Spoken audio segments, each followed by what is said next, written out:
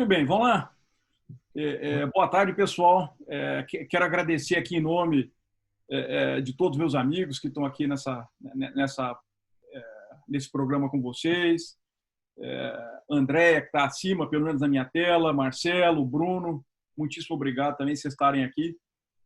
Eu sei que é um horário que às vezes ele pode ser difícil, 2 horas, então nós vamos procurar fazer esse horário valer muito a pena.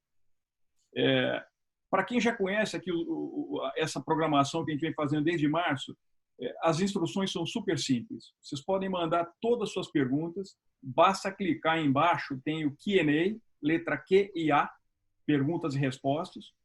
Nós vamos procurar responder o máximo possível durante o decorrer do bate-papo, inserir na nossa fala e, no final, um tempo específico para isso. A segunda coisa, nós vamos tentar ser hiperobjetivos e cumprir uma determinada agenda que eu quero compartilhar. Essa iniciativa ela começou em março e ela começou timidamente com um webinar e esse um webinar se transformou no que hoje é o 21º.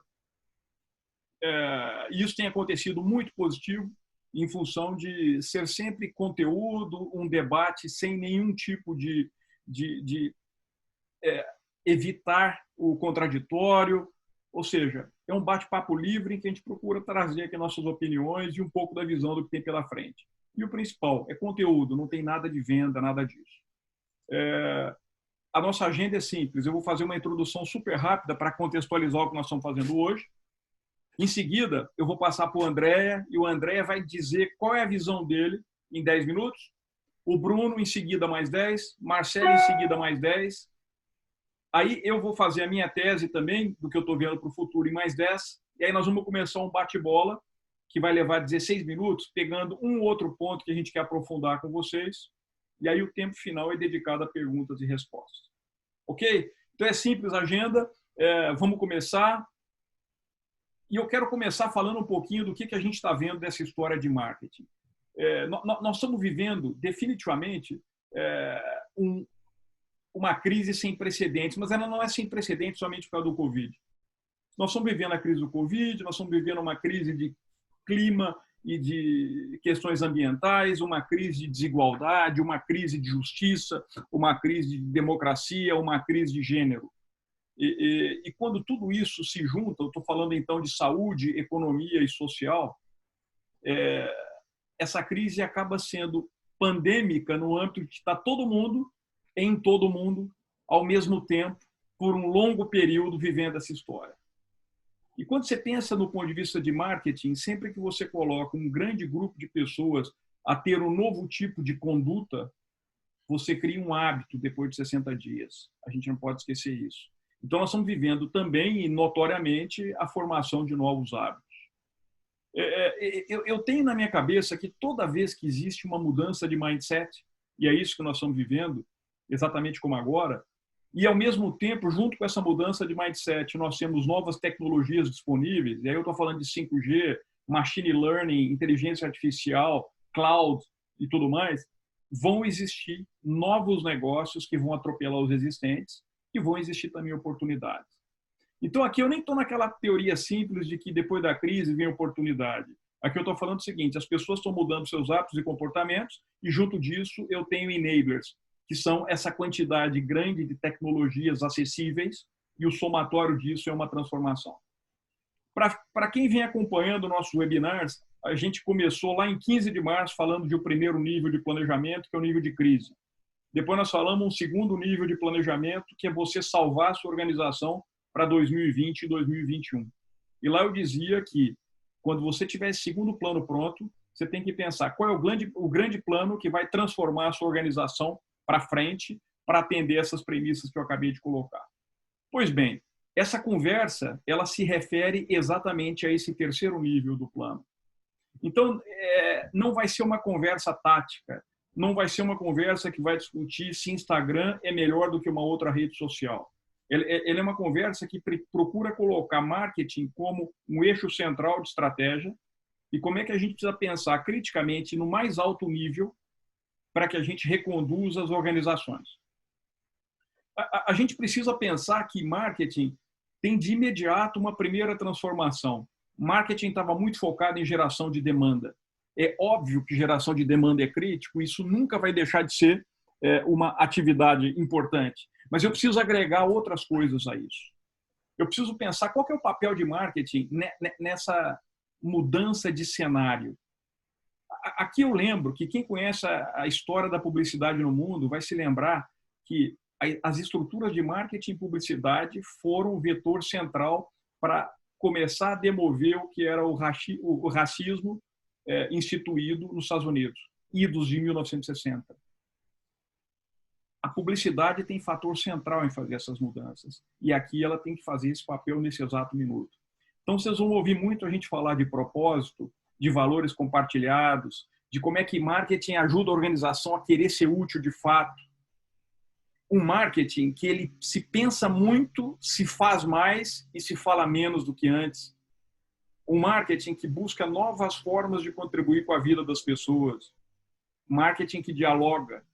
E, principalmente, o marketing que propõe organizações coerentes e genuínas. Então, dentro desse cenário macro, a gente vai ter essa conversa na sequência. Mas agora eu quero falar uma última coisa antes de convidar o nosso primeiro colega a falar para vocês. O quanto esse cenário todo tem afetado as marcas. Então, eu procurei racionalizar isso um pouquinho, porque essa é uma questão que todo mundo está escrevendo e perguntando. Para você racionalizar, o primeiro fator para você entender é em que setor você está. Se você estiver em turismo, se você tiver em entretenimento, companhia aérea, supply chain, você está tendo um big de um problema. Então, aí não é uma questão da marca que não se posiciona bem, e sim da marca que está num setor e esse setor está afetado nesse exato instante. O seu desafio aqui é de reconstrução. Por outro lado, você pode dar sorte. Você pode estar do outro lado. Eu fico imaginando a turma de Clorox, Lysol, Lisoform, que não são negócios nem um pouco sexys, e esses caras estão nadando de braçada. Não é a marca também. Aqui, tiveram a felicidade de estar no lugar certo nesse exato momento. Aqui entra a Zoom, aqui entra a Amazon, todos que se prepararam para isso. Agora, eu quero ir num segundo nível. E esse nível, para quem participa dos eventos, a gente costuma fazer algumas provocações aqui que são fortes. O segundo grupo é quem investe em marketing e quem cortou a verba de marketing. E aí vocês vão descobrir coisas interessantes. Eu estava olhando essa semana o balanço publicado global da Procter & Gamble, e se você observar, ela investiu mais nesse período do que investiu no ano anterior, e ela teve como resultado, enquanto o mundo inteiro afundou, Procter & Gamble cresceu suas vendas no último trimestre em 6%. Agora eu quero pegar uma outra companhia global, Coca-Cola. Coca-Cola cortou sua verba quase nada, deixou de investir massivamente e Coca-Cola está amargando hoje um resultado negativo de 25%. Então, qual é meu ponto aqui de reflexão para todo mundo? Reflita sobre que tipo de investimento de marketing você está fazendo hoje. Você não está investindo em marketing porque não é a sua estratégia investir nesse minuto, ou porque você não tem estratégia, ou porque e essa é que me incomoda muito, marketing é a linha mais fácil de você arbitrariamente cortar e depois você vê o que você faz. Pois bem, falei de 2 parâmetros. E agora eu vou falar do terceiro parâmetro. E quem investiu? Quem investiu e definiu um determinado propósito, se coloca como responsável, está colhendo melhores resultados do que quem continua o seu investimento baseado no planejamento histórico. Se você não mudou seu planejamento, se você não mudou sua campanha, se você não mudou seu approach, se você não se tornou responsável e se você não levou propósito, provavelmente você está gastando dinheiro e não está colhendo um pouco disso que você está investindo. Então, a conversa vai gravitar em torno disso que eu acabei de apresentar para vocês muito rapidamente, sempre com um pouquinho de provocação.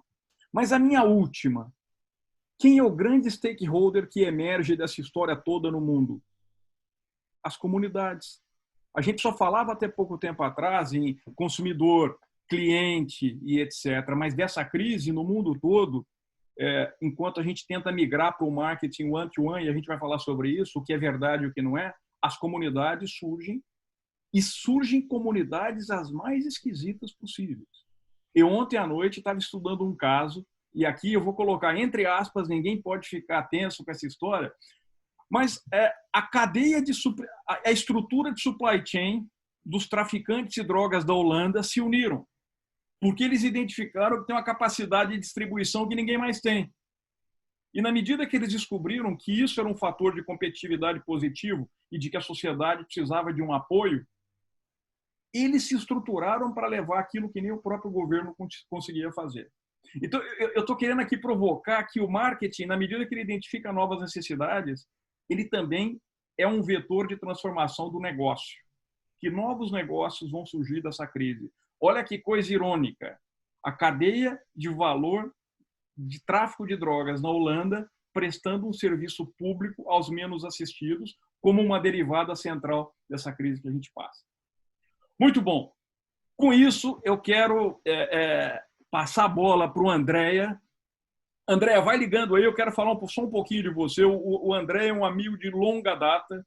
Nós tivemos a oportunidade de trabalhar juntos na Parmalat, mas a história do Andréia o precede na medida em que ele foi um executivo sênior da Barilla, depois ele fez um belíssimo trabalho na Balduco, com o paredão amarelo, e depois disso ele fez o paredão vermelho, um belíssimo trabalho em biscoitos na Parmalat, quando nós nos conhecemos, e de lá ele fez um belíssimo trabalho com Hershey's, Souza Cruz no Brasil, Souza Cruz no mundo, e está aqui para falar com a gente. André, obrigado por estar aí. Obrigado, Adriano. Obrigado, muito feliz de estar junto, que nem você falou, a gente se conhece há muito tempo. Belíssima oportunidade, grande prazer poder, assim, conversar entre grandes expertos de provavelmente, o que é a minha principal paixão profissional, que é o marketing, né? E falar da evolução e poder tentar de entender como é que vai ser o futuro disso, principalmente para a gente ficando um pouquinho mais velho, né? Você fica consultor quando você fica velho, para dizer para as novas gerações o que a gente acha que pode ser os próximos passos dentro dessa atividade tão privilegiada de poder participar. Adriano, quando você me perguntou disso, se pudesse participar a isso, né? A pergunta, né, provocatória e de debate por que o marketing, né? Por que o marketing deve estar evoluindo tanto dessa forma, etc, etc. E se ele morre ou não morre no futuro, né? Essa é a pergunta-chave. O que eu fiz, tentei de juntar no meu pensamento as coisas que a gente acabou explorando nos últimos 2, 3 anos em BAT, quando estava com a responsabilidade mundial de Consumer Activation, e também muito interessante, depois que eu deixei a vida corporativa desde o ano passado, comecei a ajudar um pouco como advisor em algumas companhias. Foi muito interessante, na verdade, a pandemia foi a oportunidade de poder conversar com muitas empresas de setores diferentes, categorias diferentes, etc, etc. E esse é um pouco o pensamento que eu juntei para poder responder a essa tua pergunta mágica, que que vai acontecer com o marketing e quanto que o marketing vai morrer ou não vai morrer. E, na verdade, eu já estou antecipando, eu acho que não vai morrer, mas o marketing vai ficar mais excitante ainda. Estou sendo que nem ingleses, antecipou a resposta e agora eu explico por quê. Eu combinei, vocês vão ver que é uma combinação de atitude de longo prazo e de longo prazo. Eu acho muito importante também conversar do que muda e que não muda e a gente realmente poder conversar daquilo que será acelerado, reforçado e eventualmente modificado. Eu vou fazer isso conversando sobre o why, o what, o how e o who das empresas e necessariamente das marcas. Deixa eu começar do why. Tem uma pesquisa que foi feita pelo BCG de poucas semanas atrás, que ela foi entrevistando quase 200 pessoas com profundidade e qualidade em 7 países, estava incluindo Brasil e Itália, para saber como é que se sentiam as pessoas, né? E foram identificadas 5 tendências, né? Uma, estão dizendo, estou me sentindo mais ansiosa, preciso tomar cuidado mais com as minhas despesas, preciso me orientar para as atitudes de maior saudabilidade, mas 2 importantes, uma óbvia, preciso me conectar mais E a quinta, acho que é a mais importante de toda. Está dizendo, preciso de mais kindness, né? Mais carinho, preciso de mais purpose. Então, aqui dentro do Why, que fala do propósito que está por trás das empresas e das marcas, eu enxergo que tem um movimento que já existia, que vai ser de longo prazo e que, eventualmente, a pandemia está reforçando, que é uma direção versus mais a responsabilidade. Você estava adiantando isso, Adriano, mais genuíno, mais transparente. Tudo que é good for you, good for us, good for all. Tem uma frase que o UK estava utilizando em toda a campanha contra a pandemia, que era protect yourself, protecting the others. Esse sentimento de coletividade que a gente pode melhorar fazendo coisa junto. Na pesquisa do BCG apareceu muito forte, dizendo quero mais purpose, quero mais generosidade, quero mais carinho por parte das marcas. Tendência que já existia, ela vai ser reforçada pela pandemia. Deixa eu falar do what, do que estamos falando, o que precisa fazer para ganhar. E essa é uma minha opinião muito forte. Tá? Precisa fazer nada, não mudou nada. As três coisas que precisa continuar fazendo para ganhar são: sempre vai ganhar quem terá os melhores insights e foresights do consumidor, sempre vai ganhar quem terá a melhor business idea e sempre vai ganhar quem terá o melhor customer experience. Não vai mudar nada nesse aspecto. O ganhador, as regras para ganhar, eu acho que vão ser as mesmas. Vamos falar depois das coisas que tem que mudar. Eu vou falar um pouquinho de cada uma das três rapidamente. O que significa Best Consumers Insights e Foresights? Um belo exemplo. Eu estava almoçando com o fundador da RAP, foi uns 6 meses atrás. A gente, como British American Tobacco, na época, fizemos um contrato regional nas Américas pela primeira vez e almocei com ele, fizemos uma reunião. Cara evidentemente jovem, iluminado e particularmente brilhante. 3 coisas me marcaram. Ele falou: eu estou trabalhando em 3 coisas. Vou digitalizar o retailing, vou fazer uma coisa boa pela comunidade, porque afinal estou oferecendo segundas opções de trabalho para muita gente que não tem entrada suficiente na vida. Mas a primeira coisa, a mais importante de todos, é: eu vou continuar preenchendo as necessidades e os gaps do consumidor. Aquele famoso botão da RAP é um botão que não serve necessariamente só para fazer serviço distinto, mas é para criar automaticamente live na application insights para eles eventualmente abrirem overnight, de um dia para o outro, novas categorias de negócio. Eu nunca vi um pensamento tão brilhante de insights, que eu venho de uma escola que fazia pesquisa para 2 meses, para entender alguma coisa, demora nisso para chegar um mês. Você tem 24 horas, 1 hora, 1 minuto, alguns insights sobre criar ou não criar uma nova categoria. Belo exemplo de business idea, bom, tem vários. Esse é o mais histórico, parece ser tradicional, mas não foi tanto tempo atrás, quando Steve Jobs começou a dizer: eu vou lançar um iPod, um fone, uma internet. Vou lançar um iPod, um fone e uma internet. Passou 3 vezes esse statement e mudou a vida da gente. E como esse Business Idea Som Expresso, como esses Uber, como esses you name it, Netflix, com grandes business ideas e grande capacidade de execução, você sempre vai ganhar. E a terceira, talvez aquela que mais me apaixona de todos, é o Customer Experience. Um par de anos atrás, o Jeff Bezos, ele escreve todo ano uma carta para todo mundo, aquilo que ele chama de Amazônia, né? São 2 anos atrás eram 560 mil Amazonian colaboradores da empresa.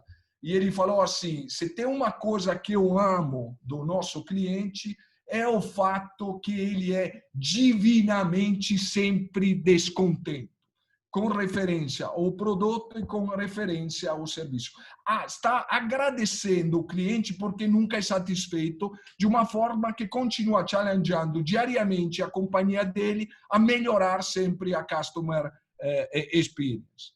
É por isso que Apple não chama mais de Apple Stores, mas chama de Apple Squares. Outro dia estava entrando finalmente de volta na loja da Apple em Regent Street estava montando um palco. Eu falei, o que é esse palco? Não, é que aqui toda sexta-feira a gente faz um showzinho de entretenimento, etc. Aquilo lá de tradicional não tem mais nada, é toda experiência. Até o ponto que estão organizando espetáculos. Italy transferiu um conceito de mercado aberto no mundo inteiro, tem uma loja em São Paulo, agora abriu uma loja mais flagships ainda lá em Bolonha, onde te mostra como são produzidas as coisas para ir direto do cultivador ao consumidor. Absolutamente extraordinário, de um ponto de vista de experiência do customer e do consumidor. E a terceira coisa, e aqui estou indo no como, né? Falamos do porquê, falamos do que, e agora quero falar do como. O como já é uma combinação de coisas que existiam, meu ponto de vista, e coisas que estão evoluindo. Eu não acredito no or, na alternativa, não é uma coisa ou a outra. É uma forma diferente de garantir o resource allocation entre aquilo que era o tradicional, são os touchpoints tradicionais que conhecemos, TV, one-to-one, eventos, etc., para social media, on retail, e-commerce e quanto mais sofisticado e digitalizado de hoje. Acredito muito nessa combinação. Senão, em 2017, a Amazon não iria comprar Whole Foods para 15 milhões de dólares. Senão, Coca-Cola, o ano passado, não iria comprar Costa Café para 5 milhões de dólares. É uma combinação entre o que é o touchpoint tradicional com o touchpoint moderno. Não vai ser necessariamente uma que exclui a outra. Uma entrevista da diretora você estava mencionando a Procter & Gamble, uma entrevista do outro dia da diretora de marketing mundial da Procter & Gamble falou, eu vi o keynote da Facebook dizendo eu estou encorajando as empresas a se organizar around social media. A resposta dela é, não vou me organizar around social media, vou me organizar incluindo o social media, porque de qualquer maneira vou ter que ir atrás dos touchpoints do consumidor na journey dele, sejam os tradicionais que os modernos. Esse era sobre o quê? Agora, apesar de tudo, o mais importante de tudo é o who, né? Tem um autor da Egon Zehnder, que eu gosto muito, que é o Cláudio Fernandes, que disse it's not the how, it's not the what, at the end is the who. Ou seja, quem vai fazer tudo isso? Quais são as capabilities que nós precisamos desenvolver dentro das empresas para conseguir tudo isso? E, mais uma vez, vou falar de coisas novas e de coisas para serem confirmadas na vida, né? As coisas novas, claro que tem que ter mais capacidade analítica do que tinha anteriormente. Claro que tem que ter um conhecimento, uma profundidade de conhecimento no digital, no novo marqueteiro que antes não tinha, uma capacidade de aprender rapidamente com muita umidade, mais rápido do que antes. É uma coisa que eu adoro, e vou falar mais ainda depois quanto a isso, e tem que ficar um esperto dessa relationship a dupla mão. Não é mais empresa versus o consumidor, é a empresa que fala com o consumidor que fala com a empresa, o consumidor que fala entre consumidores, naquelas comunidades que você acabou de comentar, Adriano. Agora, do outro lado, sempre existiu e vai continuar sendo fundamental dentro dos skills do novo marqueteiro a capacidade de problem solving, a capacidade de comunicação com storytelling, consistência mais importante ainda, porque senão, da frente de todo esse estudo, você vai ficar perdido, vai deixar perdida a marca, mais obsessionado ainda nessa divinely way de Amazon pelo consumidor, e até escrevi um pouco maior e forte e grande leadership. Toda a parte emocional, toda a parte de querer aprender com curiosidade, saber liderar grande time. Imagina, hoje, o subject matter expert, como eles falam, é mais importante ainda. Agora, esse líder de marketing tem que conhecer disso, mas não com aquela profundidade. A coisa mais importante que ele tem que fazer é juntar todo esse pessoal numa única direção, pela consistência da marca, pelos valores intrínsecos e tudo mais. Por isso que eu estava antecipando, a estilo inglês, para mim a resposta é não, o marketing não vai morrer. Pelo contrário, usando uma expressão dos americanos, vai ser insanely exciting, absurdamente mais excitante ainda de quando aprendi marketing. Agora, claro que serve a inovação, seja do marketing e mais ainda dos marqueteiros, porque vão ter que evoluir em conjunto com a nova geração dos consumidores. O marketing não está morto, está simplesmente mais divertido do que antes, privilegiado as novas gerações que vão poder trabalhar nisso. Eu sou jovem ainda, estarei lá. Espetacular. Era isso. Muito bom.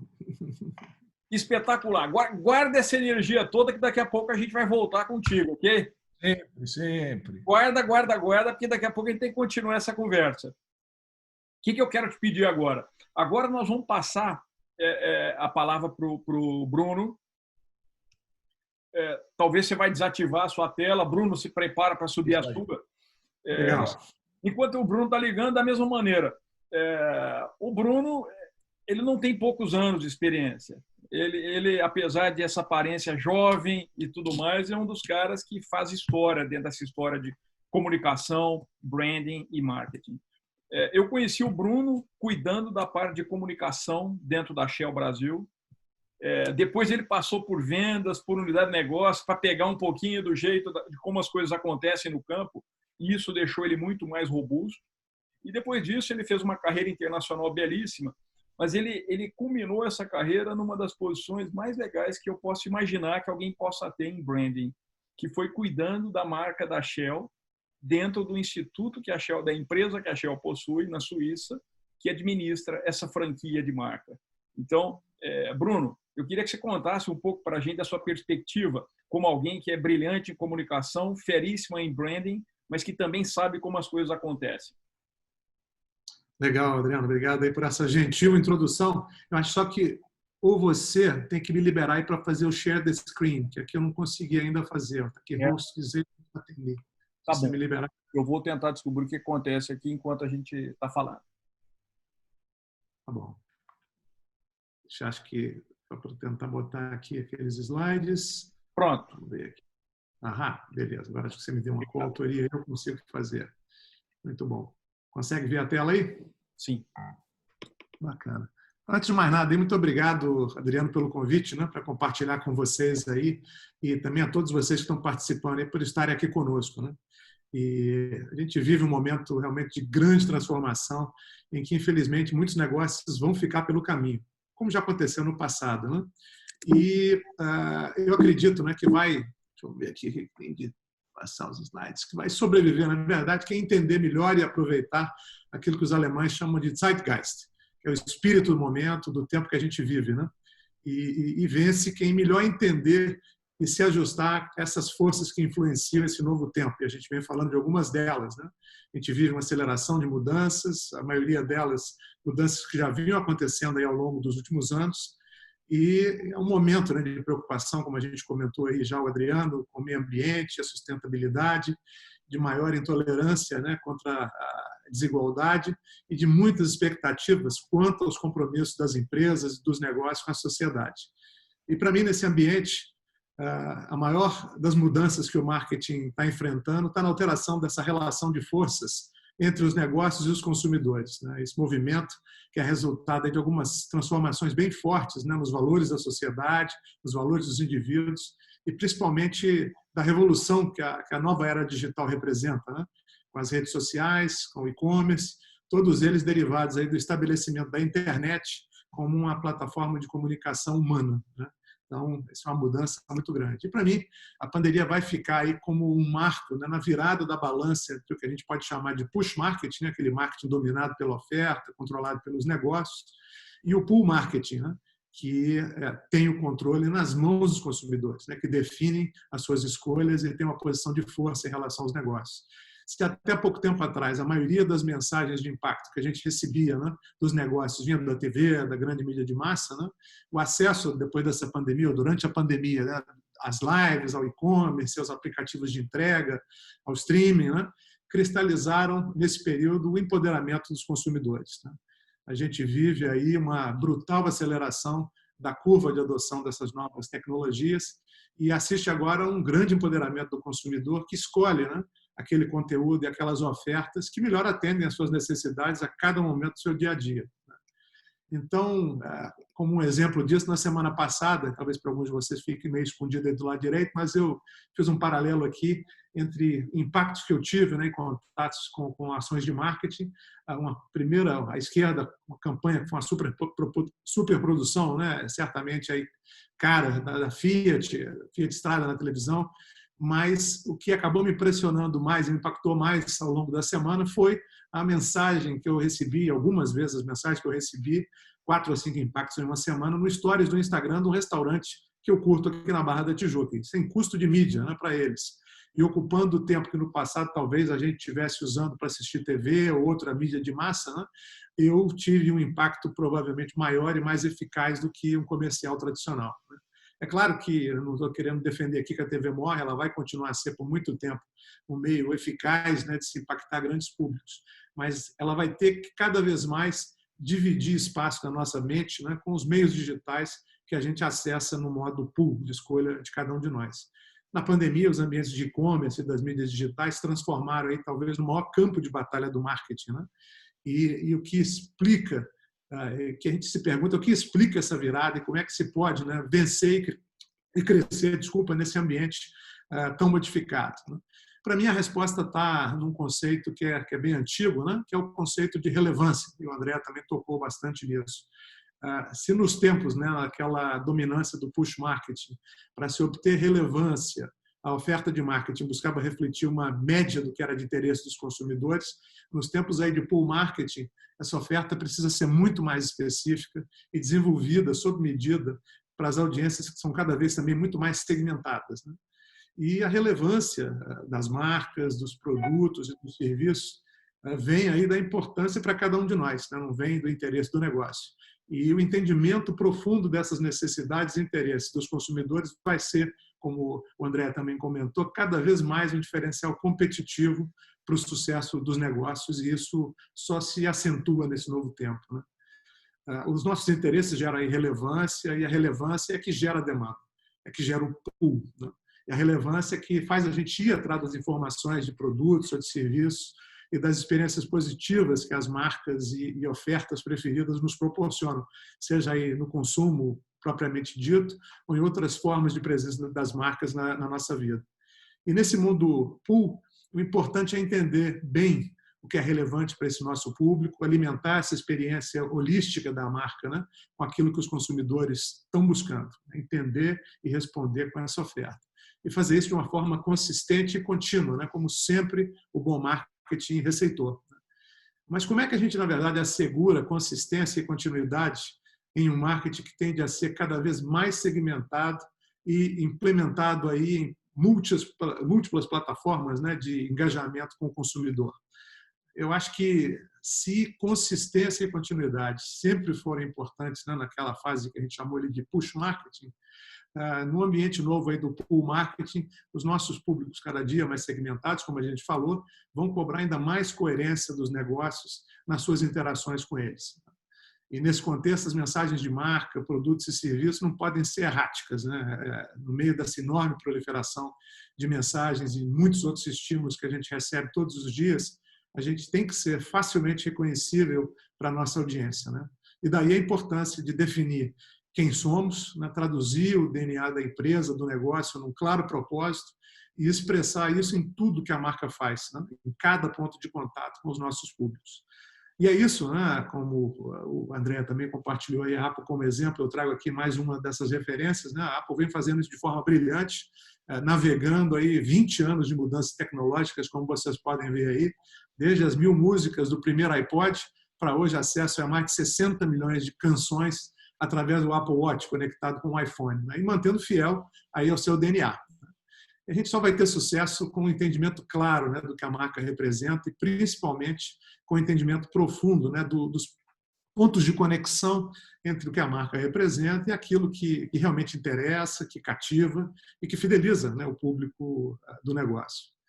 E se ancoramos essas interações com os nossos clientes com um claro propósito e um claro posicionamento, eu acho que a gente aumenta muito a nossa chance de vencer essa batalha pelo crescimento nesse mundo novo do marketing, né? E aí a gente tem que se perguntar, a gente tem já um claro propósito para o negócio?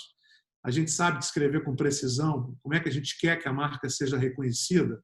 A nossa organização reconhece ela toda, né? O norte dessa bússola comum representada pelo propósito, pelo posicionamento? E se a resposta é não para quem lidera o negócio, né? Imagina se ela vai ser diferente para o restante da organização e para cada um daqueles indivíduos que acabam sendo responsáveis pela expressão dessa marca, não apenas quem desenvolve as ofertas, mas também em coisas prosaicas nas ações do ponto de venda, no desenvolvimento das embalagens, nas promoções do e-commerce e mesmo num post do Instagram ou do TikTok, né? Então, ainda que as crises, né, sejam desconfortáveis, com certeza, mais para alguns do que para outros, como o Adriano comentou, eu acho que para negócios vencedores vale demais aquela máxima que foi aí atribuída ao Winston Churchill, né, de que a gente nunca deve desperdiçar uma boa crise. Todos que trabalham com comunicação e marketing já ouviram aquela piada de que 50% do investimento é desperdiçado, né? Só não se sabe qual os 50%. Mas eu acho que no novo ambiente em que não só os recursos são cada vez aí mais escassos, né, e as demandas a serem atendidas maiores e mais sofisticadas, mais complexas, fica imprescindível realmente a gente identificar onde o retorno do investimento é maior. E a boa notícia é que no ambiente digital, a cada dia, a gente tem mais informações e muito mais meios de verificar quais são aquelas atividades que produzem, na verdade, para a gente o melhor retorno sobre o investimento, né? Então, a pandemia, né, e os seus efeitos, eu acredito que nos oferecem uma oportunidade de parar, né, refletir e desafiar, na verdade, o status quo que as empresas já estão habituadas. Uma oportunidade, na verdade, de pensar do zero, né? Como é que o marketing pode promover melhor o crescimento do negócio. Acho que a gente tem que se questionar bastante e pensar até que ponto a gente realmente entende profundamente essas necessidades que estão evoluindo dos nossos consumidores, se nós temos as nossas ofertas alinhadas com os valores e expectativas desses consumidores.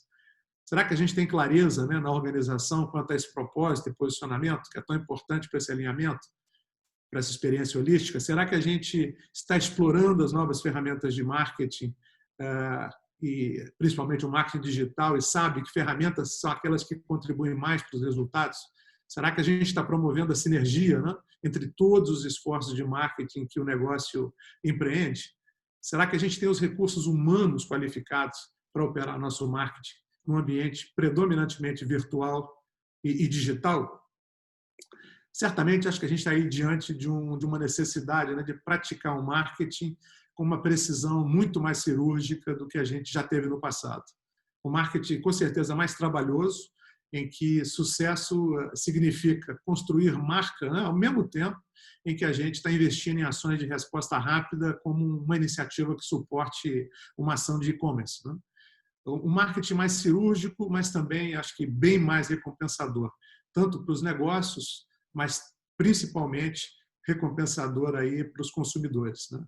Então, acho que a minha mensagem que fica aí não é da morte do marketing, né? Mas uma mensagem certamente de um momento de revisão, né? Que a gente faça uma revisão do marketing, todos nós que trabalhamos com essa matéria, sem paradigmas, né? E que a gente haja como se estivesse iniciando o negócio hoje, né? A gente possa estar aberto para se reinventar, abraçar as consequências aí que impliquem essa mudança em termos de estratégia, de orçamento, e em especial em termos de desenho e perfil da organização, né? Que muda bastante. Assim, a gente acho que se prepara não apenas para vencer esse momento de crise, mas para prosperar e crescer num futuro onde só realmente aqueles que são mais fortes, mais criativos, mais ágeis, mais adaptáveis, vão conseguir sobreviver, né? E, em resumo, eu acho que a hora é de aproveitar a crise, né, para aplicar aí, talvez o que a gente chama aí de um grande freio de arrumação no marketing, né, de forma que a gente possa estar preparado para poder acelerar mais e acelerar melhor no futuro.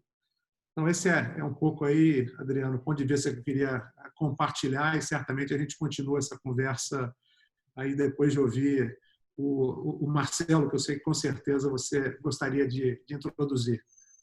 Obrigado, Bruno. Não esperava nada menos do que o que você fez agora, foi fantástico. E o que eu gostei muito foi que você fez conexões com um pouco daquilo que é a base do marketing, coerência e relevância. Então, eu preciso transformar assim, mas eu não posso perder a essência. Mas vamos aprofundar um pouquinho disso daqui a pouco, porque agora eu quero chamar aqui para a vez o Marcelo Bicudo. O Marcelo não conheço há tanto tempo quanto o André e o Bruno, mas já há um tempo. E ele tem sido, para mim, uma referência em alguém que conhece com muita propriedade a história de branding e essa questão de entender os impactos no consumidor, no cliente, nos canais. Mas eu vou falar a verdade, o que eu mais gosto do Marcelo é a capacidade que ele tem de criar frames. Ele consegue criar frames e esquemas que são muito inteligentes e muito ágeis, que traduzem um pouco de tudo isso que a gente fala em modelos a serem aplicados. Não é verdade isso, Bruno? Total.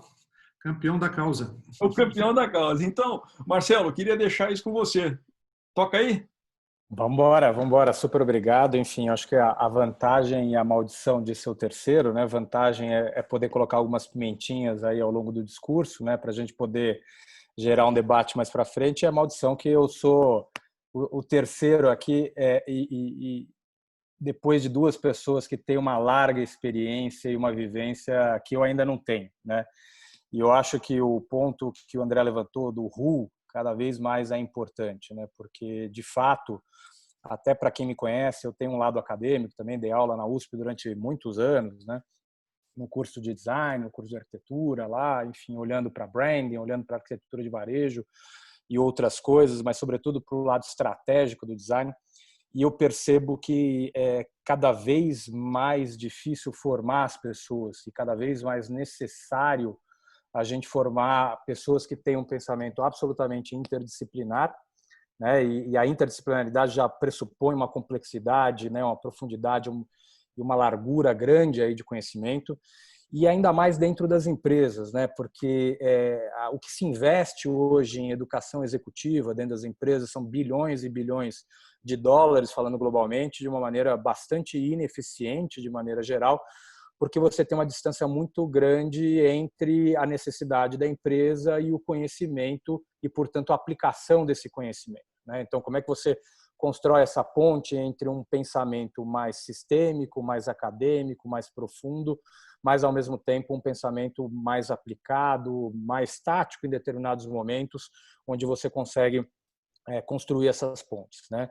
E eu acho que essa é uma questão que, para mim, tem sido fundamental, né? E eu, talvez... até para a gente jogar uma pimenta no debate, eu vou me jogar aqui na fogueira, né? Eu tenho dúvida se o marketing, como a gente conhece ele hoje, vai sobreviver, né? Talvez por ser o mais jovem, talvez por não ter passado e não ter essa experiência nos arroubos aqui, né? Eu acho que o marketing corre um sério risco de ser dissolvido em outras experiências ou de outras formas, né? Tanto é verdade que muitas vezes nas startups você nem tem a cadeira de marketing, né? Você tem a cadeira do tal do growth hacker, né?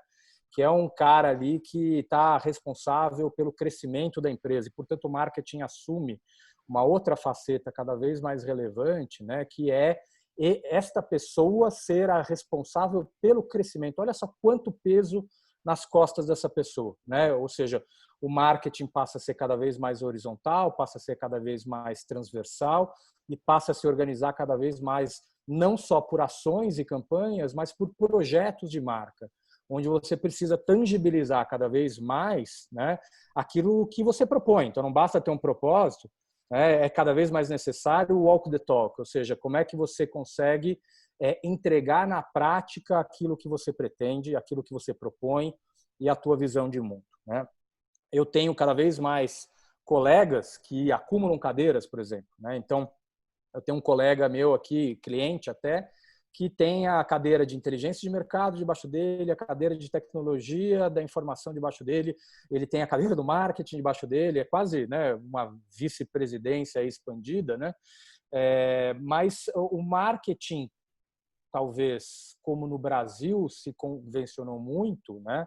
É outra coisa, né? Porque o marketing aqui no Brasil ficou muito ligado à comunicação, né? E, de certa maneira, muito vinculado também ao trabalho das agências, né? E as próprias agências também estão sendo ressignificadas e também estão sofrendo uma grande disrupção, muito na lógica da desintermediação, né? Então, ou da reintermediação. Os clientes passam a acessar diretamente também os provedores de influenciadores, de redes sociais ou outras estratégias que o valham, que não estão mais na mão necessariamente das agências ou da própria cadeira do marketing, né? Então, eu acho que o grande desafio aí que se coloca para esse novo marketing que a gente está chamando, ou talvez para esse marketing que se dissolva em outras cadeiras, passa muito também pelo desafio que as próprias organizações têm, porque será que o organograma tradicional ele responde às necessidades que as empresas têm e que os consumidores têm? Quando a gente vê, por exemplo, e isso é muito comum na minha área, né? Você pega um trabalho de branding, que muitas vezes está debaixo da cadeira de marketing, mas o trabalho de employer branding, que seria o equivalente, né? O branding para fora, seria o branding para dentro, ele fica dentro do RH. E muitas vezes, quando você vai criar uma experiência nova no ponto de venda, isso está debaixo da área comercial, está debaixo da área de expansão, quando você fala em franquia. Ou outras vezes, quando você vai criar um novo produto, você tem uma área de produto, você tem uma área de marketing, ou até você tem uma área de transformação digital, no caso de produtos digitais, né? Então, esse go-to-market do e-commerce, muitas vezes, é até construído como uma unidade de negócio diferente, né? Então, essas coisas todas me colocam a pensar, porque, no fundo, uma organização ela é fruto também dos incentivos que ela tem e da estrutura organizacional que ela tem também. Quando você pega essas startups ou quando você pega essas empresas nascentes, né, eu estou bastante enfronhado nesse mundo também, vendo diferentes modelos de negócio, você percebe que as empresas já nascem daquela maneira. Ou seja, elas já nascem com um desenho organizacional de acordo com a proposta de negócio dela, né, de acordo com o business idea, de acordo com o brand idea, ela já escolhe o canal ou os canais corretos para atuar. Ou seja, ela já consegue olhar para o futuro e entender como é que ela organiza de uma maneira muito estratégica esse ecossistema de canais com a estratégia de produto, com a estratégia de serviço e com a estratégia de marketing, né? E acho que cada vez mais também quem detiver a estratégia de distribuição na sua própria mão vai ter uma vantagem competitiva muito grande, né? Quando você pega, por exemplo, empresas como a Unilever ou como a Nestlé, indo o que a gente chama de direct to consumer, abrindo os próprios canais de venda, né, direto ao consumidor e pulando o antigo intermediário, que seria ali o trade, né, que a gente convencionou chamar, você tem um movimento que é bastante significativo e importante e que muitas vezes escapa da cadeira do marketing, ou muitas vezes está no marketing, mas é necessário que você tenha um pensar e um agir mais transdisciplinar, até não só interdisciplinar, mas transdisciplinar, porque pressupõe velocidade nesse processo também, né? Então, quando a Omo abre ali, né, o Omo Lavanderia e começa a invadir os condomínios, ele está preocupado em criar, na verdade, não mais um produto, mas um serviço esse que vai entregar ali na ponta final produtos, né, da Unilever. Mas ele provoca uma disrupção no canal porque ele abre uma outra forma de distribuir os seus próprios produtos e abre uma outra vertente que é você passar a gerenciar essas lavanderias como franquias ou como um outro negócio também, né? Então, a própria ressignificação, né, ali dos canais de distribuição vão ressignificando o negócio também de maneira geral, porque você passa a ter novas necessidades de atuação e, portanto, novas competências e, portanto, novas caixinhas nesse organograma e, portanto, novas métricas e necessariamente novos modelos de bônus, de incentivos e assim por diante, né? Eu acho que essa questão organizacional é uma questão bastante importante porque, no fundo, a cultura não nasce do nada. Quando você fala em cultura organizacional, você tem um DNA, você tem um jeito de ser, você tem uma estrutura organizacional, né, e corporativa que determina as suas manifestações de marca e as suas manifestações corporativas, né? Quando eu olho muito também para esse mercado financeiro, onde eu tenho o prazer de atuar bastante, né, e a gente vê um sem número de startups e de fintechs surgindo também, e eu acho que cada vez mais sem novidade nenhuma, né? Você coloca produtos e serviços que não tem nada de novo. Na verdade, você está só reintermediando ou desintermediando aquilo, a forma com que acontecia a distribuição de produtos financeiros no mercado. Você tem uma comoditização de produtos que são ofertados de uma maneira diferente. mas, de novo, repetindo o erro que muitas vezes acontece no passado, que é uma estratégia monocanal, né? Ou seja, o digital ele também tem um grande risco aí, que é virar, né, uma estratégia monocanal, assim como a distribuição no ponto de venda físico também não é mais a resposta para o processo, né? Ou para o que está acontecendo, ou para o zeitgeist que o Bruno colocou, porque a multicanalidade ela responde de fora para dentro uma necessidade de uma jornada ou de um consumidor que é cada vez mais livre e cada vez mais empoderado naquilo que ele quer ou de acordo com os mind states deles, né? Então, vamos falar cada vez menos em ponto de contato, mas vamos falar cada vez mais em mind states ao longo dessa jornada de compra, né? Então, eu acho que o grande concorrente aí das startups que estão surgindo nesse mercado de fintech, por exemplo, é o dinheiro físico. Não é a outra startup que está do lado dela, né? Ou seja, como é que você consegue centrar cada vez mais no usuário, no consumidor, nas comunidades, como o Adriano bem colocou, e você consegue criar produtos e serviços absolutamente centrados de fora para dentro e não em inovações incrementais que vão aproveitar um maquinário, vou aproveitar um canal existente e assim por diante, mas você consiga de fato ressignificar o seu próprio negócio, né? Tem um conceito muito interessante que está surgindo hoje e tem um paper maravilhoso, até para colocar um pouco de bibliografia aqui também, do Jeremy Myerson, que ele propõe radicalmente o oposto do que as startups estão fazendo hoje em dia, né? Ao invés de scale up, você tem que scale down. Ou seja, a partir do momento que você entende não mais os padrões, não mais o que o marketing chama de público-alvo, que nada mais é do que uma normatização de um conjunto de pessoas que você traduz ali num público-alvo, né, com uma certa demografia, ou até com uma certa psicografia, etc. Mas você centrar de fato ali no usuário, você de fato centrar nesse seu público ou na sua comunidade, e não buscando explodir essa empresa imediatamente, mas você conseguir aperfeiçoar o seu produto e o seu serviço dentro de uma comunidade para depois sim scale up isso, né? Então, esta lógica de buscar não mais a padronização, mas buscar a singularidade, né? O que em inglês a gente chama de oddity, né? Aquelas coisas meio que são particulares, que são estranhas, né?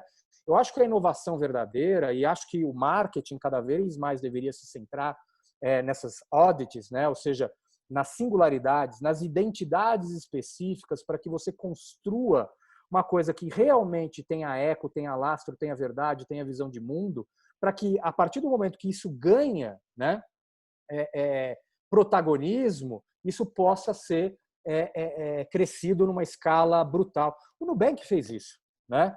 A gente olha, né, o Nubank como uma scale-up, mas, na verdade, o Nubank ficou 2 anos scaling down, né?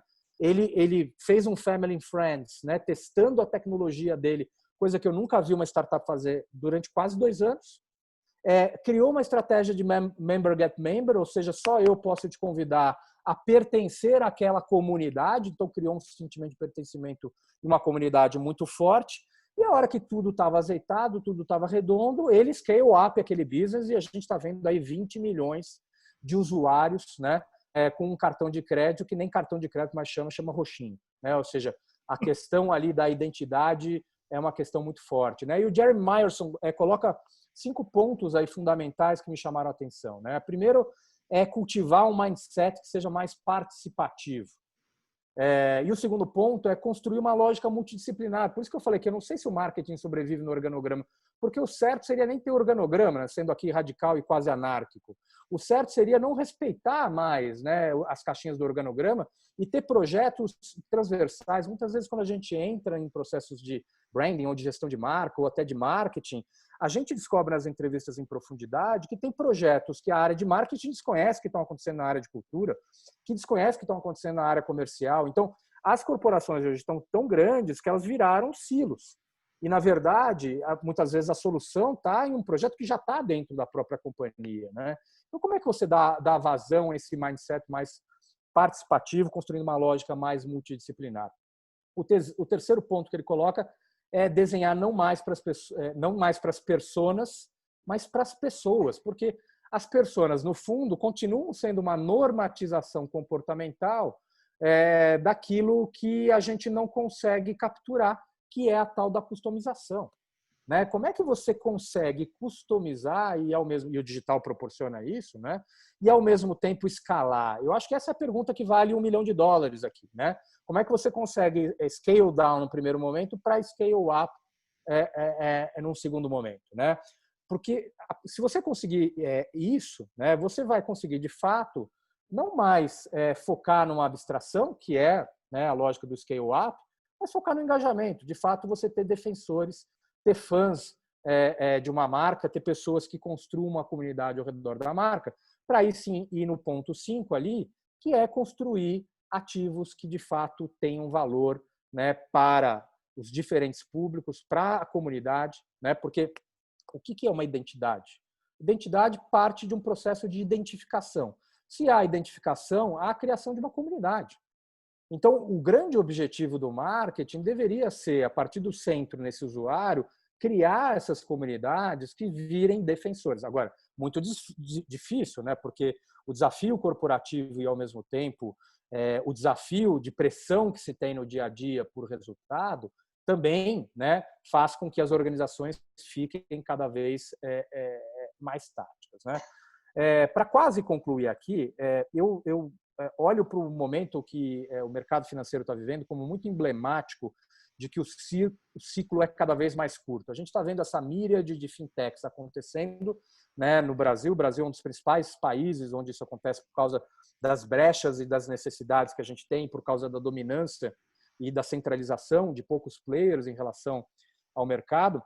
Então, surge um monte de fintechs aí acontecendo, mas vem agora o Open Banking, mas vem o Pix, né, que vão obrigar não só aos grandes bancos, mas as próprias startups a se reinventarem, porque o mercado ele vai ser reintermediado, ele vai ser open, né, ele vai ser open bank, né, literalmente, portanto, o seu padrão de consumo e a sua informação vai poder ser compartilhada dentre vários players, e você vai buscar aquele que mais te interessa. Então, você pode ter a conta corrente num, o crédito no outro e assim por diante.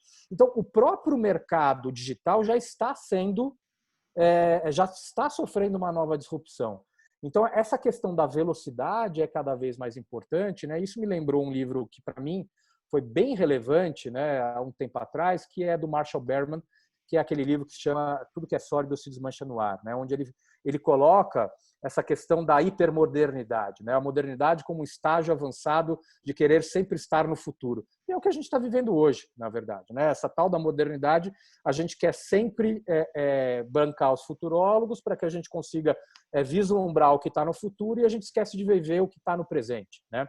Outro livro que é bastante relevante para mim, né, ou conjunto de livros, é do Zygmunt Bauman, que fala dessa identidade líquida, que fala que cada vez mais as identidades são como comunidades e que você vai aderindo a essas comunidades e, portanto, a identidade não é mais dada a priori. Para quem trabalha com marca, isso é uma questão fundamental, né? Você não nasce mais de uma determinada maneira, um determinado lugar, né, com uma determinada etnia ou raça, ou, enfim, as questões todas hoje de sexualidade, etc. Você vai adquirindo essas identidades ao longo da vida e as marcas assumem um papel cada vez mais fundamental nesse processo. E, para mim, um livro seminal tem do Yuri Lotman, o Cultura e Explosão. Tem a ver com semiótica, enfim.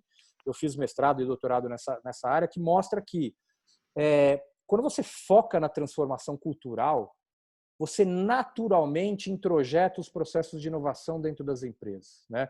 Porque quando a cultura vai mudar e quando a cultura muda, você está preparado para mapear aquilo, né, numa lógica de human-centered design, ou seja, no design não como um produto final, mas o design como estratégia, né? O design como a própria etimologia da palavra, fazendo uma digressão aqui, né, quer dizer astúcia, engendramento, design quer dizer estratégia, design quer dizer outras coisas que não um produto final gráfico ou de produto que é entregue ali por uma agência ou até pela própria marca, né, construindo. Então, design tem muito mais a ver com processo. E, para mim, eu acho que o Human Centered Design traz uma coisa fundamental, que é a tal da empatia.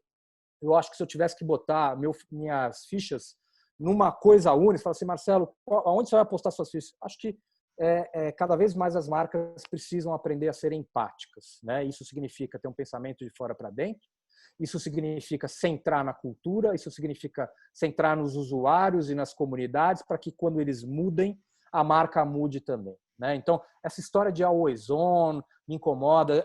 A gente vê também a mídia de performance crescendo enormemente, né? Então, e a construção de marca, né? E o personal shopper no mundo digital? Por que tudo tem que ser chatbot? Porque se meu propósito mostrar que eu sou customer obsessed e que eu prego ter um pensamento e um posicionamento mais próximo do meu consumidor, por que eu tenho que ser atendido por um chatbot? Eu vou ser atendido por uma pessoa.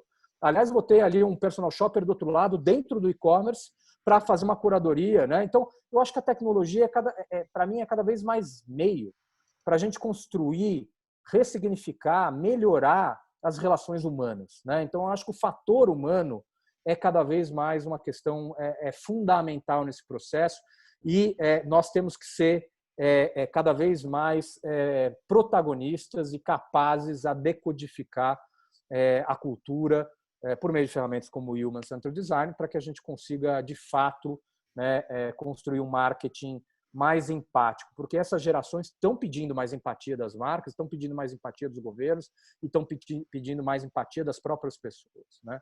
Então, como é que a gente se constrói no outro? Acho que esse é o grande desafio que eu coloco aqui.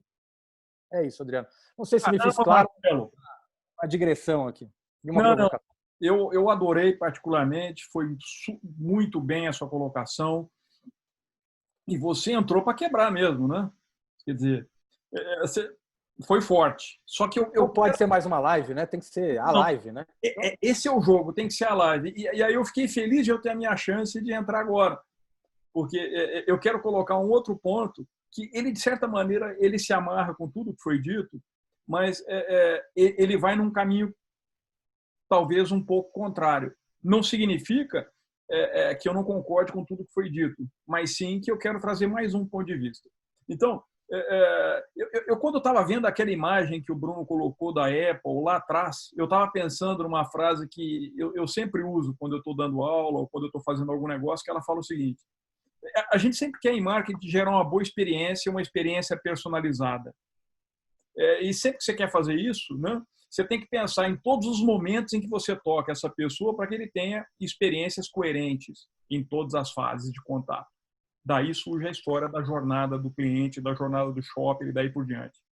E a gente quer também que o cliente se sinta único e você quer entendê-lo como pessoa. A sua frase de fechamento agora, Marcelo. Só que a grande questão é que eu não vou deixá-lo decidir. Eu preciso antecipar o que ele quer.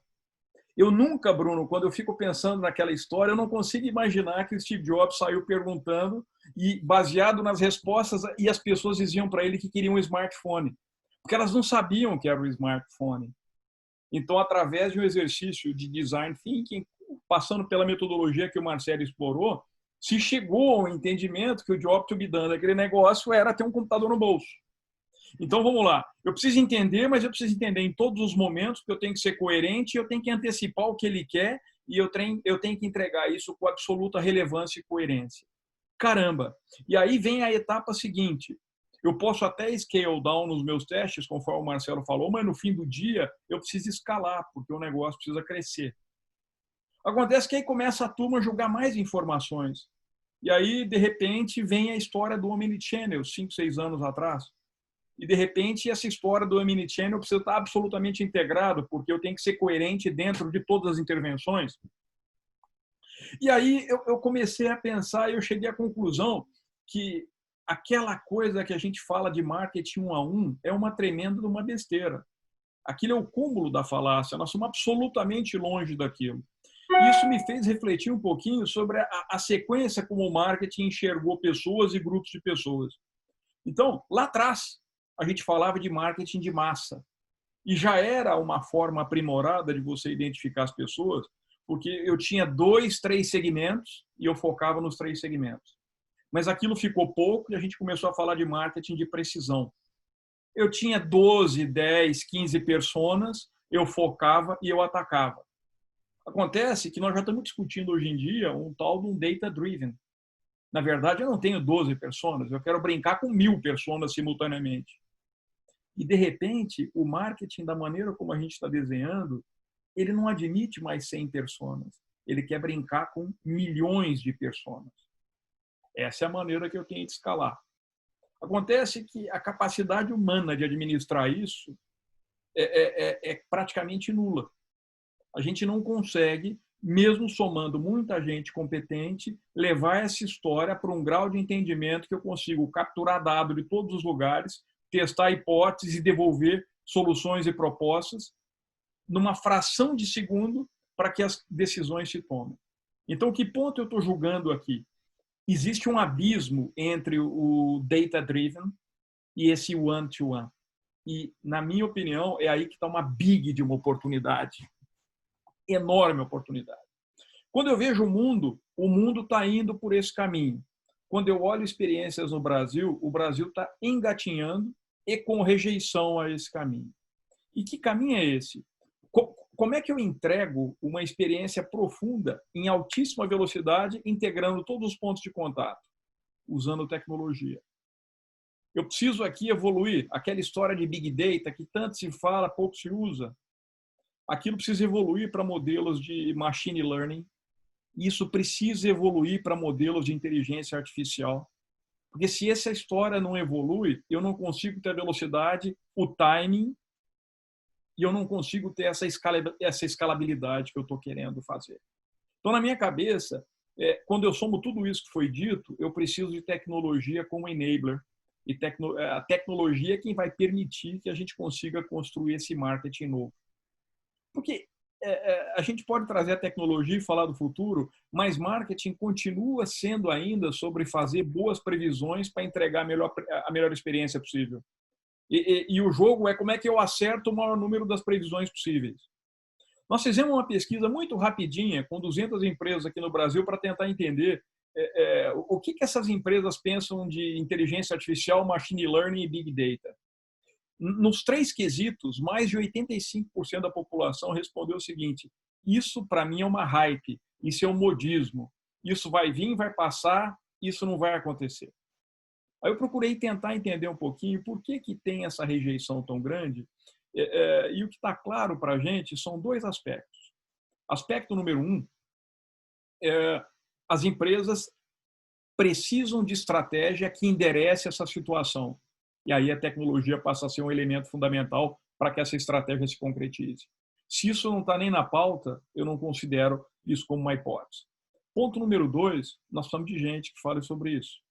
Na medida em que eu mantenho um time clássico trabalhando dentro da mesma metodologia, do mesmo framework, esse framework não considera essas possibilidades. Agora, quando eu olho para fora, a velocidade com que eu vejo isso acontecendo é uma coisa incrível. Eu vou dar uma dica para vocês. Depois dê uma olhada, existe um produto daquele jornal, o Washington Post, que é incrível. Se chama Heliograph.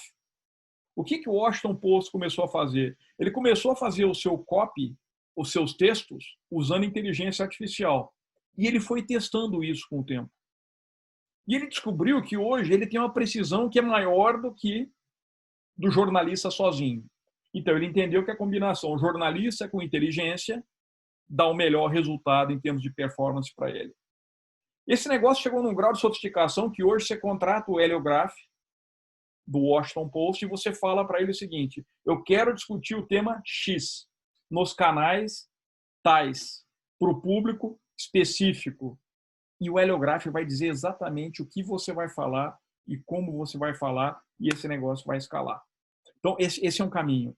Existe Starbucks que está fazendo um belíssimo trabalho. Não sei se você sabe, Starbucks tem 18,6 milhões de assinantes no seu programa de fidelidade. Isso não é à toa que ele tem. Ele usa os 18,6. Ele usa de 2 maneiras. Uma como funding. Se vocês derem uma olhada na publicação do resultado do Starbucks, vocês vão ficar impressionados a quantidade de dinheiro que tem parado ali com a compra de créditos de Starbucks nas lojas. Aquele é um floating violento que está disponível como caixa. Mas tem uma segunda questão. Eles criaram um modelo que eles chamam de Deep Brew. Brew no sentido de passar o café. e deep no sentido de profundo, mas eles têm uma modelagem de inteligência artificial hoje que é absolutamente poderosa e ela chega ao ponto de mudar o mix de uma loja num determinado horário do dia. Esses caras começaram a entender, por exemplo, coisas que parecem triviais hoje, mas a máquina que faz café clássica do Starbucks, ela só faz um expresso duplo ou simples. Só que ele descobriu que em determinados pontos do mundo inteiro as pessoas tomam 3 shots. E aí a história do terceiro shot era um problema, porque ela fugia do processo, ela dava errado, então ou ele entregava algo incorreto ou demorava muito para isso acontecer. Quando ele começou a mudar esse modelo, ele desenvolve uma máquina nova e começa a implementar. Uma segunda questão que foi muito interessante foi uma descoberta desse modelo de inteligência artificial, também intimamente ligada à definição de mix de produto. Ele começa a descobrir que mix quente da América do Norte, se traduzido no mesmo mix, entretanto como bebida fria, você escala isso dramaticamente dentro da China. E ele fez isso. E aí, através desse modelo, ele começa a comunicar isso quase que one-to-one. E o volume de pessoas que passam a consumir algo que foi um insight derivado de um robô é um negócio absurdo. Não é à toa que se eu convido vocês a olharem o relatório do resultado desse trimestre de Starbucks, ele é doentiamente impressionante, com ênfase para a inteligência artificial.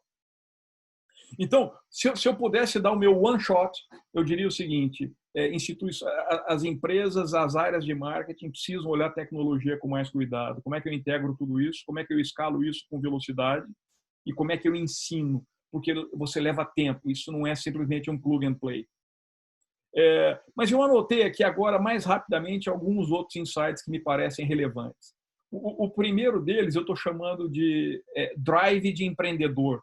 Na medida em que marketing começa a ter essa perspectiva, marketing começa a drivear iniciativas novas, organizações novas e oportunidades de negócio novas. Tem uma segunda coisa que o mercado todo está chamando de green recovery, ou seja, a história do verde ela vai passar a ser absolutamente ponto central daqui para frente em toda discussão que houver. E não adianta a gente lutar contra isso. É uma oportunidade para se embarcar. Ao mesmo tempo, o mindset de ROI, a gente tenta falar em ROI no Brasil há 25 anos. Sempre muito complexo de se medir, porque nós estamos usando outra modalidade de dados. Tenta entender que com digital e com essa formação de inteligência artificial ou de machine learning, você entender ROI individualmente passa a ser uma simples função matemática. E isso vai fazer com que marketing consiga tomar ações muito mais precisas, medindo o resultado e corrigindo a rota numa velocidade maior que a nossa capacidade de enxergar isso.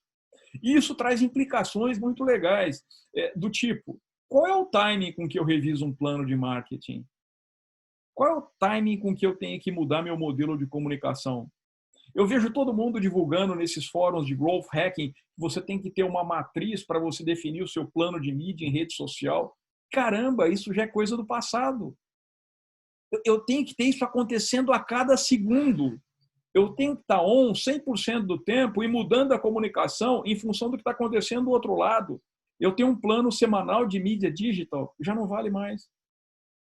Então, eu queria trazer essa provocação para a gente juntar essas perspectivas, que nós partimos de um item muito estratégico. Depois o Marcelo entra com uma visão bastante profunda de oportunidade e uma visão bastante forte de mudança, e eu quis tangibilizar isso num vetor que é o de tecnologia. Então, agora eu quero migrar para uma próxima etapa da nossa conversa, que ela vai se aproximar cada vez mais de vocês. Então, em primeiro lugar, cada um aqui vai jogar uma pergunta para o outro colega, fazer um desafio rápido, e, em seguida, a quantidade de perguntas que vocês estão mandando está muito bom. Então, eu vou começar a trazer as perguntas de vocês que vão ser respondidas por aqui. Pessoal, segundo a gente tinha combinado, o André ia fazer a primeira pergunta para o Marcelo. Está de pé, André? Tudo certo, tudo maravilhoso. Muito obrigado, muito interessante acompanhar a conversa de todos vocês. Marcelo, me ajuda uma coisa. Quando você chegou a falar na parte final da empatia com o consumidor, eu acho que aí é onde realmente a gente está bastante alinhado. Concordo totalmente. é a conquista final, está na empatia, a conquista final está naquilo que chamei antes, relacionamento, como se fosse a marca fica o parceiro pela vida, a parceira pela vida. Se a gente olhar nesse aspecto de empatia e separar da tudo aquilo que você falou de organização, porque honestamente eu acho que a organização das grandes corporações está sofrendo a se orientar para atacar essas novas gerações de consumidores. Se você separar o tema organizacional, se você separar o tema de capability e dizer que o marketing nas grandes corporações está atrasado, estamos de acordo que o marketing não só tem sobrevivência, mas fica mais forte do que antes se a gente define o marketing como o grande guardião da conquista dessa empatia com o consumidor, independentemente de como vão estar as caixinhas dentro das companhias? Esse é um ótimo ponto, na verdade, eu acho que é uma bela reflexão, porque você falou muito em protagonismo também, né? Eu acho que o marketing ele precisa de alguma forma se libertar, por isso que eu até brinquei, né, no videozinho que eu postei, que ele precisa morrer para renascer. E acho que ele vai ser extremamente ressignificado. Se ele vai continuar se chamando marketing ou não, eu não sei, né? Eu acho que e também não é o que é mais importante. Eu acho que o mais importante é como é que essa figura central, que vamos chamar aí do CMO ou da área de marketing, né? Ele é capaz de permear a companhia de empatia e ele é capaz também de construir projetos de marca, né? Porque quando você vai e centra no usuário, no consumidor, em qualquer stakeholder, você vai pensar de fora para dentro e não necessariamente você está preparado ou tem respostas para aquelas questões, né? E você precisa desenvolver projetos e produtos e serviços para que você consiga endereçar as necessidades ou as dores. O design de serviço, de maneira geral, como arcabouço metodológico, já tem um pouco de resposta para isso, né?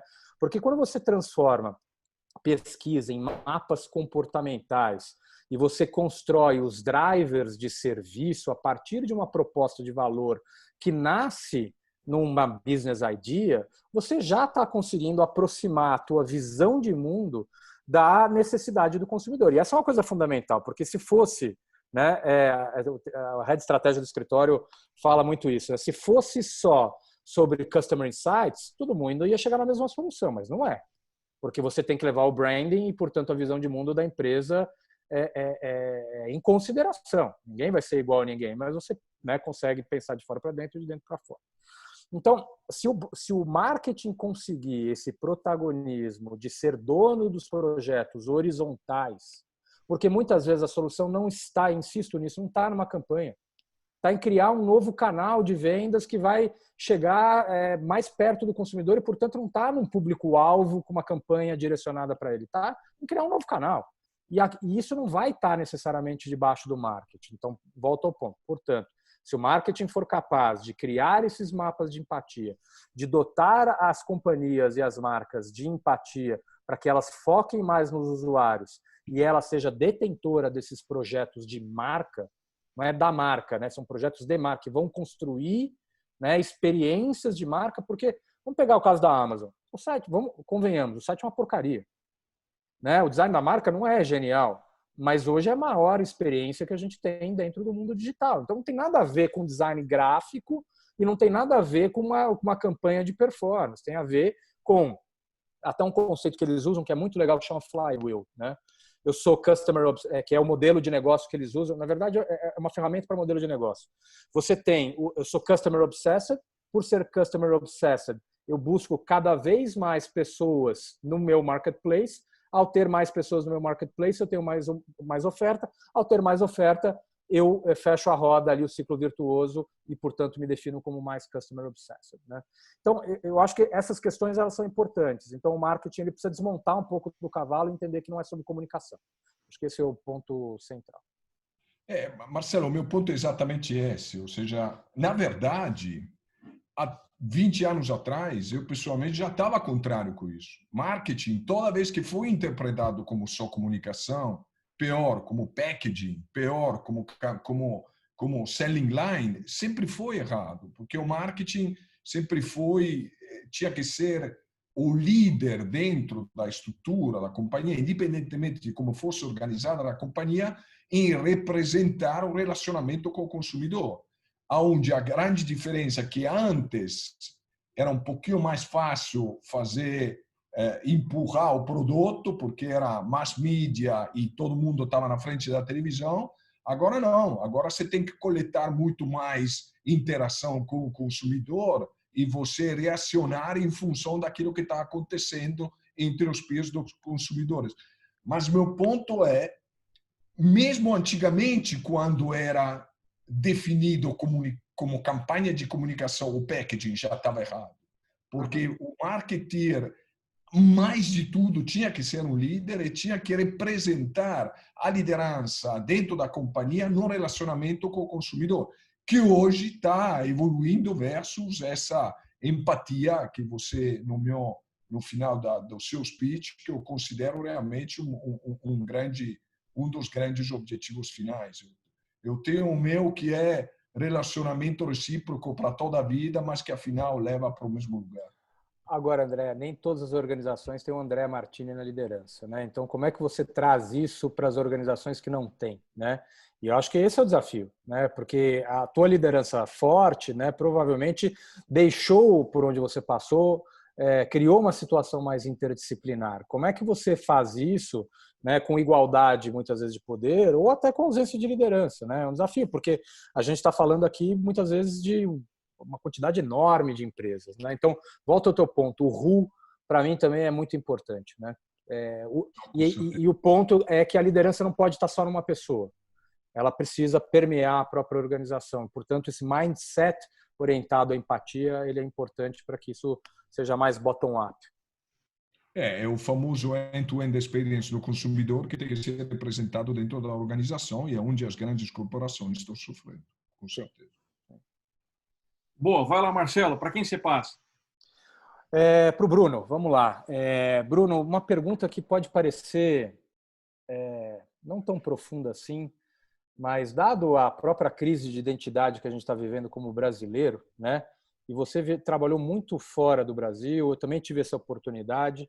Eu queria saber assim, o que muda, né?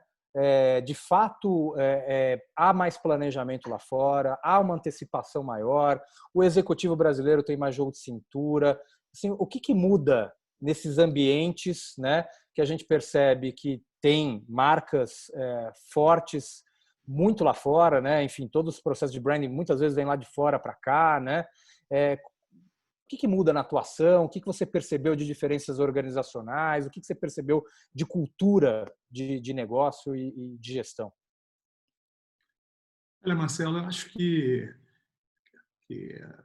a diferença não necessariamente está na geografia, não. Eu acho que você vai encontrar boas práticas, né, de gestão de marketing, gestão de marca, gestão de negócio no exterior e vai encontrar isso, às vezes, muito presente também em grandes empresas brasileiras que fazem um trabalho brilhante aí a nível internacional, né?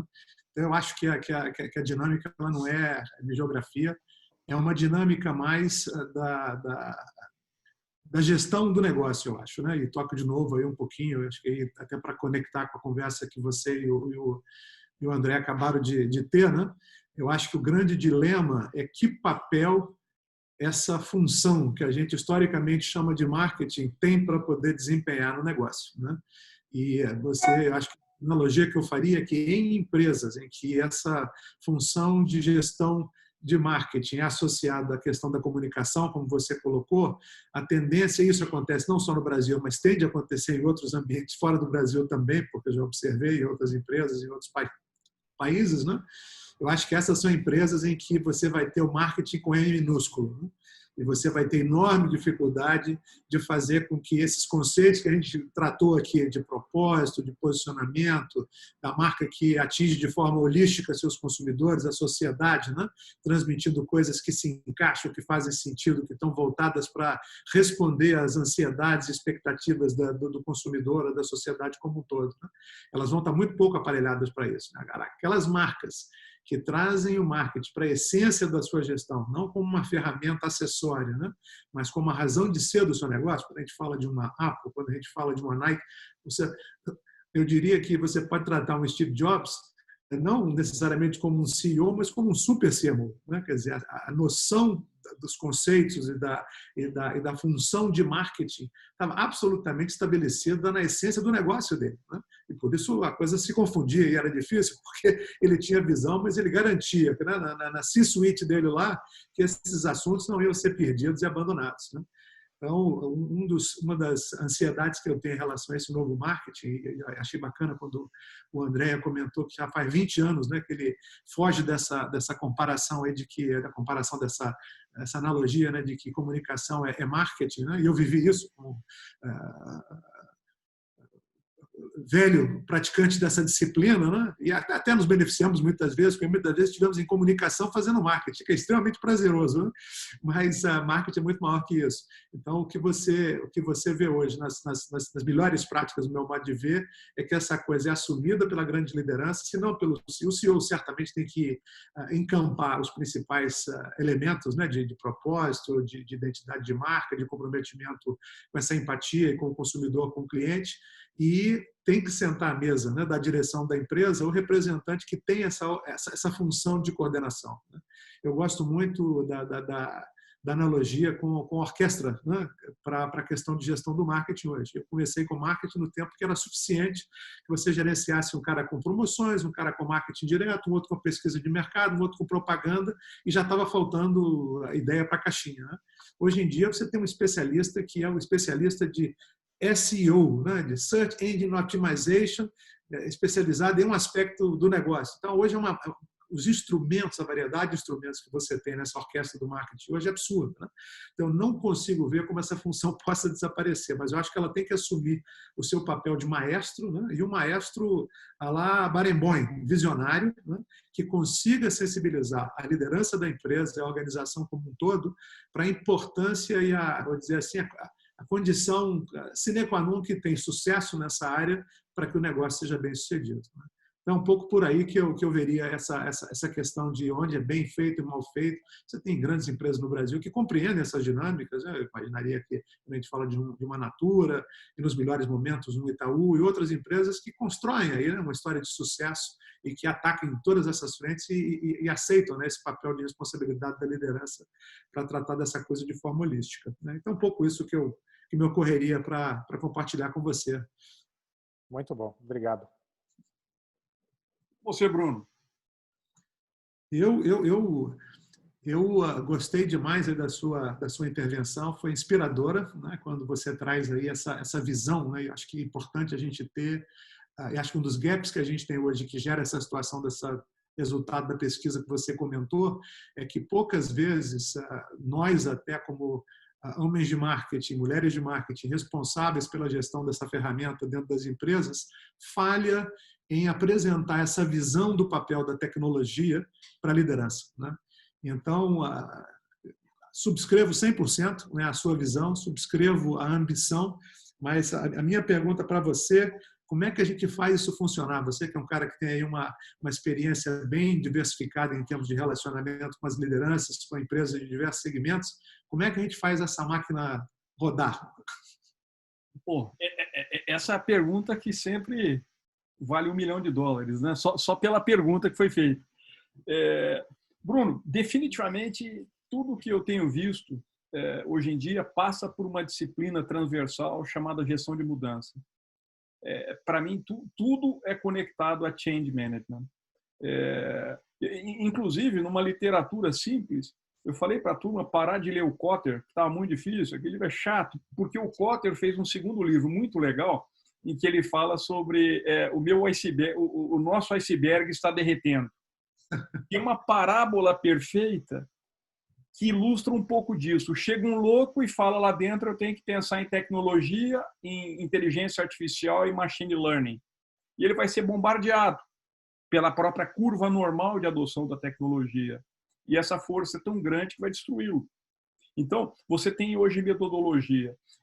Eu diria que, para a gestão de uma organização hoje, transversalmente, duas funções têm se mostrado muito críticas. Então, Uma que é a própria área de gestão de mudança, mas a segunda são estruturas de PMO, estruturas de gestão de projeto. Porque na medida em que você cria isso e você cria uma gestão ágil de seus projetos, você acaba fazendo com que isso tenha uma velocidade e uma força de implementação muito mais simples do que alguém simplesmente jogar uma ideia no ar. Agora, os caras já estudaram isso. O modelo que eu gosto para implantação de inteligência artificial é um modelo que foi estudado pelos professores aqui de Kellogg.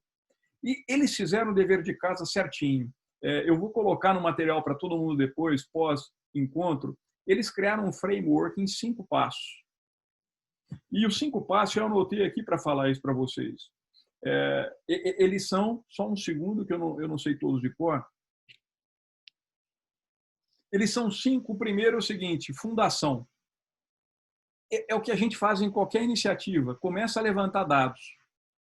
E começa a descobrir aonde eu não tenho dado. Porque na medida que você tem essas 2 respostas, você se articula para que você tenha a primeira base. Depois ele chama de experimentação. Experimenta livremente, sem tomar risco. Vai brincando com essa história e vai ensinando a máquina. Depois você parte para um terceiro modelo que ele chama de expansão. O modelo de expansão, eu fiquei buscando um exemplo para trazer na nossa conversa. Muitos de vocês já devem ter visto aquela máquina da Coca-Cola que permite você misturar os sabores. Então, você mistura Fanta com Coca, qualquer outra coisa e tal. Esse negócio começou a virar uma certa obsessão e as pessoas ficavam incomodadas porque elas nunca conseguiam repetir aquele sabor. Na hora que a Coca-Cola descobriu que as pessoas queriam repetir aquele sabor, ela criou um app que se integra a todas as máquinas. Então, o que você faz? Você monta a sua fórmula no app e você chega na máquina, você só clica no seu app e ele vai reproduzir a sua fórmula. Na hora que ele fez isso, num simples experimento de brincadeira e relacionamento, ele se conectou profundamente com essas pessoas em sua jornada. E essas pessoas começaram a usar isso em todas as ocasiões. Então, ele está exatamente na expansão. Ele saiu de dentro da empresa, ele fez pequenos testes, ele está brincando de omnichannel agora. Aí você vai para uma 4ª etapa. A 4ª etapa, ela tem a ver com, de fato, você fazer transformação. Um exemplo legal que eu gosto de dar, o Brasil é pródigo no agronegócio, então eu quero falar um exemplo do agronegócio. Hoje, os equipamentos John Deere, eles têm uma capacidade de medir tudo e de enxergar ao seu redor e de entender o que o operador da máquina faz. Então, toda vez que o operador da máquina regula a maneira como um defensivo vai ser aplicado, ou ele regula a qualidade de uma colheita, ele vai fazendo testes de performance. E ele vai aprendendo até que ele vai chegar num ponto que ele vai falar para o operador: você não está regulando direito, você tem que regular sim. Essa mesma máquina, ela enxerga todo o ambiente. E ela vai enxergando tudo que está sendo colhido, quais são as condições, topografia, geologia e tudo mais. Então, isso é o transformar. Até que você chega no ápice, foi aquele exemplo que eu dei agora há pouco, que é da monetização. Você já fez tudo, já transformou, esse negócio já cresceu, foi a história do Washington Post. Mas me alonguei na resposta, a resposta é gestão de mudança e PMO. Muito bom. Bueno, agora fica para mim, eu tenho que fazer uma pergunta para o André. André, a minha pergunta também, eu não quero que você ache ela simples, não. Mas eu tive conversando com você, acho que foi sábado, e no sábado foi quando eu elaborei essa pergunta. Quando você me disse assim: Adriano, a coisa que mais tem me apaixonado hoje em dia, e é onde eu tenho dado a máxima atenção, tem a ver com leadership, tem a ver com liderança. Cada vez mais, eu não preciso mais olhar tanto técnico, e sim como é que eu movimento pessoas, estruturas, organizações, para que a gente vá fazer esse resultado. Então, eu queria que você nos ajudasse assim, André. Tem várias pessoas aqui participando agora que são diretores de marketing, gerentes de marketing, pessoas de liderança em marketing, CMO, enfim. O que dica você dá para essa pessoa? Porque essa pessoa hoje está vivendo um momento muito importante. Ela tem que se questionar sobre a maneira como ela atua, porque ela só vai conseguir transformar a organização dela pelo exemplo. Não adianta eu manter o meu status quo e dizer para todo mundo: vamos para a tecnologia, vamos para isso, vamos para aquilo, mas eu não faço. Que dica você dá? Como é que eu me transformo e que tipo de atenção eu dou para a minha equipe e o que eu faço para tentar fazer essa máquina toda que a gente discutiu se movimentar. Tá. Não, muito obrigado, Adriano. É um ponto extremamente importante, extremamente válido. Por isso que eu insisti muito na minha pequena apresentação, depois que você fala do porquê, você fala do que, você fala do como, quanto que é importante, quem vai fazer tudo isso. Hilariamente, eu me atrevi a dizer que, afinal, muitas skills serão novas, mas a liderança, mais uma vez, vai ser uma das maiores e mais importantes capacidades que o marqueteiro do futuro tem que ter. Olha, eu vou te comentar algumas coisas que eu acredito absolutamente muito, provavelmente a combinação entre experiência, a combinação daquilo que eu vi acontecer dentro das companhias onde eu trabalhei, lideranças que foram de grande sucesso, lideranças que não foram de sucesso, e um pouco também das coisas que me apaixonam muito. A resposta é uma combinação entre é um líder. Primeiro, tem que ser muito mais líder do que antes. A capacidade de unificar capabilities é muito mais complexa do que antes. O Marcelo comentou, é até difícil colocá-lo dentro de uma caixinha, esse marketeer, é até difícil definir se é o mesmo nome ou outro nome, mas, afinal, ou se é o CEO, que é um CMO, como disse o Bruno no caso do Steve Jobs, é o líder que lidera o relacionamento com o consumidor. E para fazer isso, ele tem que ter muita curiosidade. Se chama a humildade da curiosidade. Sempre foi assim e mais é ainda hoje. Porque tem que aprender muito, tem que testar. A gente falou durante a reunião o tempo todo, vai testando e vai errando. É a humildade da curiosidade.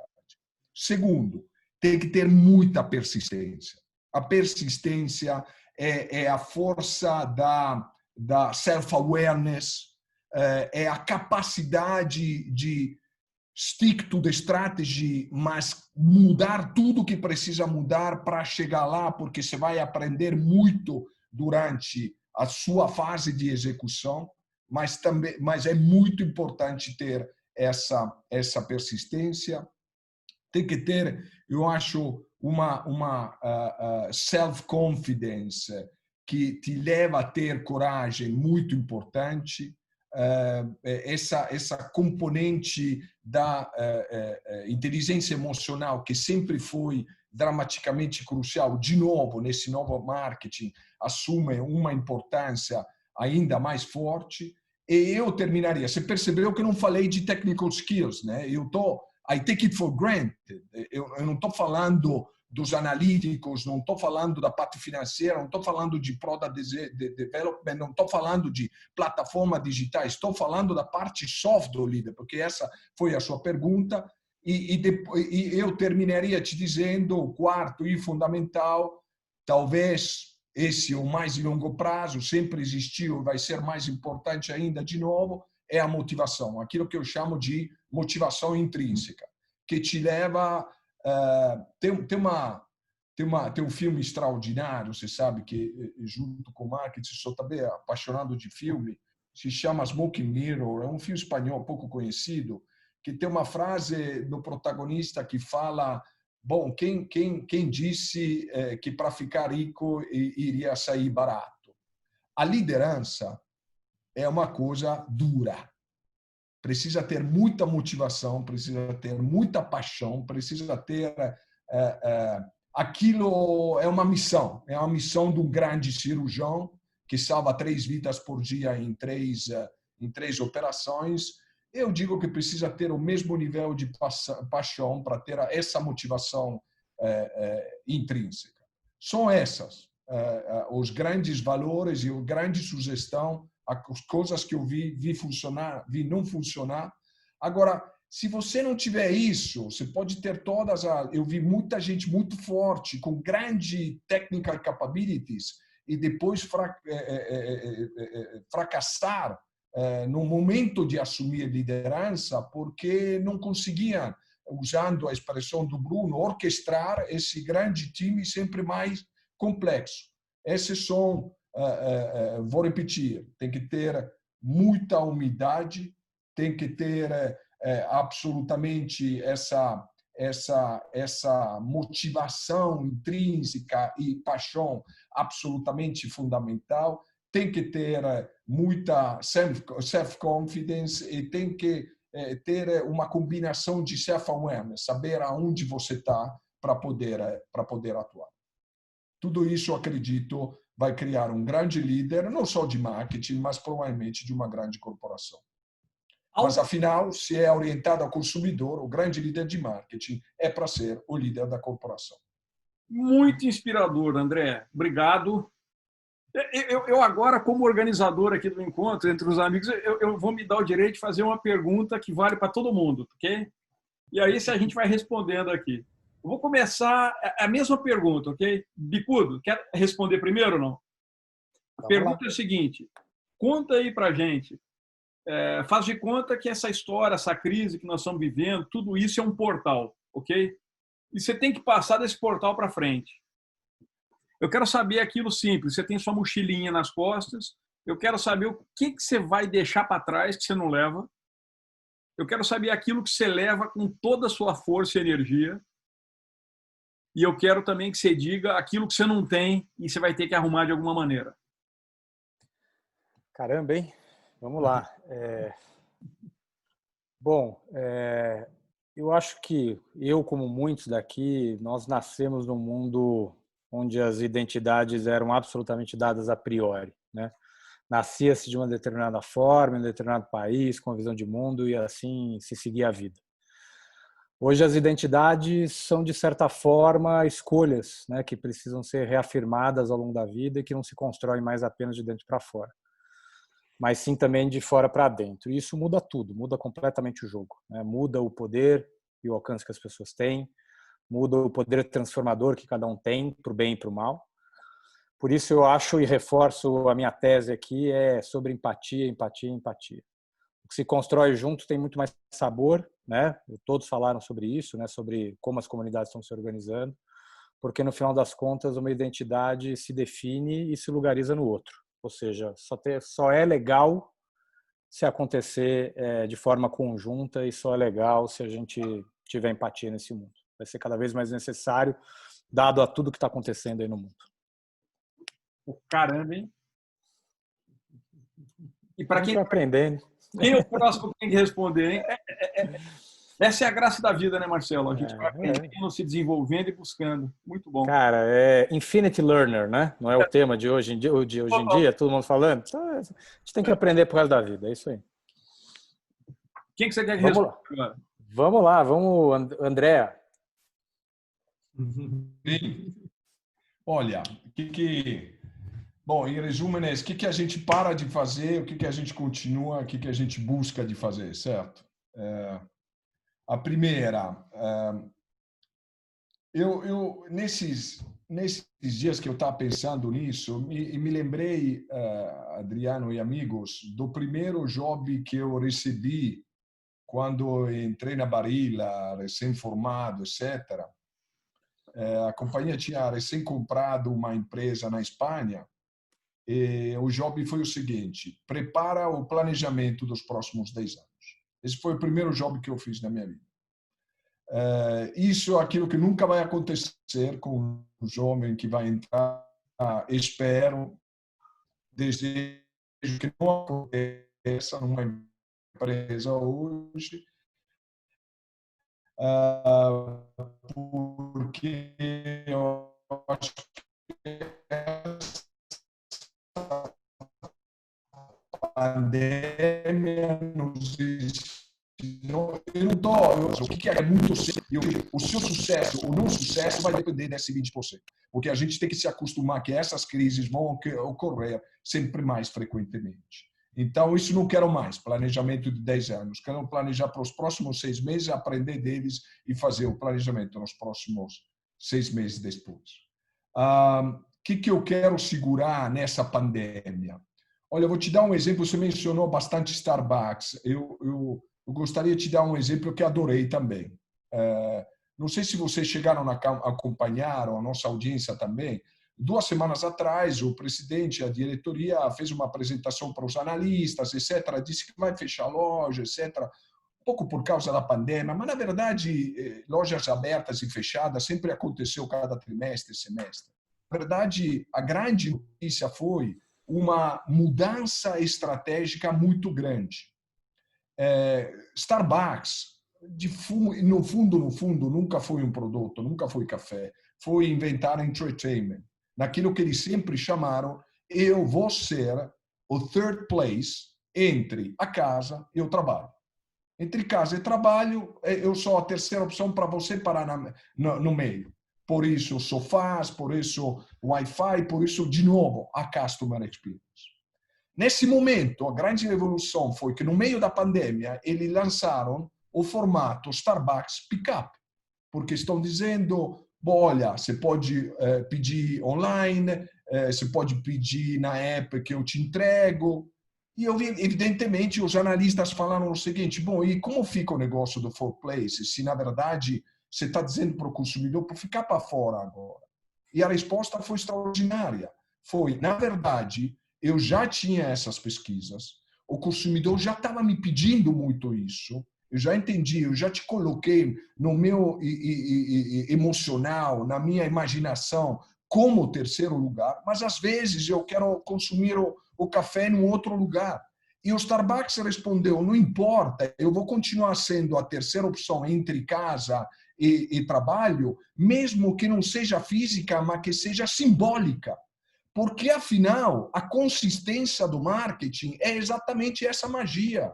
Se eu consigo me identificar na cabeça do consumidor como uma opção de relaxada, entertainment, vou fazer a minha pausa, que seja dentro do Starbucks ou que seja fora, uma vez que a terceira opção entre casa e trabalho o Starbucks construiu, você faz as duas coisas. Você mantém a consistência com a promessa histórica da marca e, do outro, vai atrás da evolução do consumidor.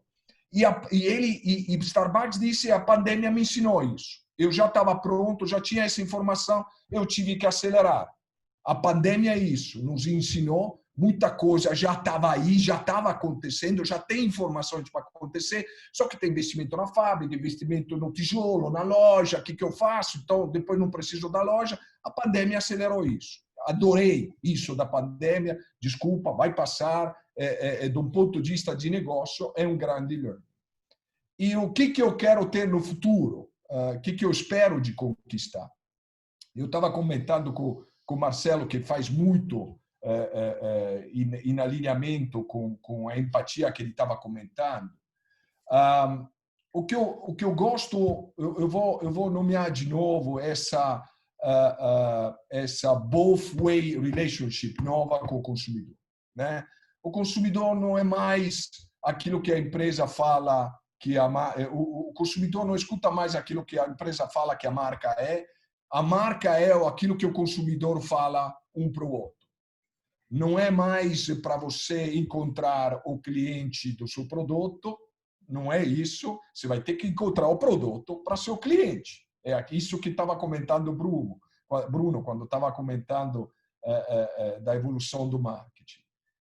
Se fosse isso, o grande sonho é construir esse relacionamento de ida e volta eterno.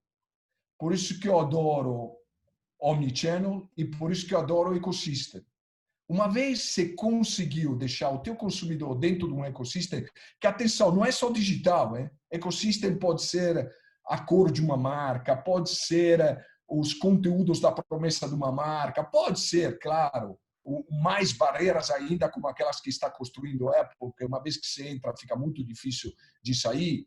Mas é um sonho ter o consumidor lá dentro, o consumidor está feliz, o consumidor está te amando, o consumidor está esperando, se lança coisas novas, não necessariamente atrelada com o teu histórico de produto, mas atrelada com o teu histórico de experiência.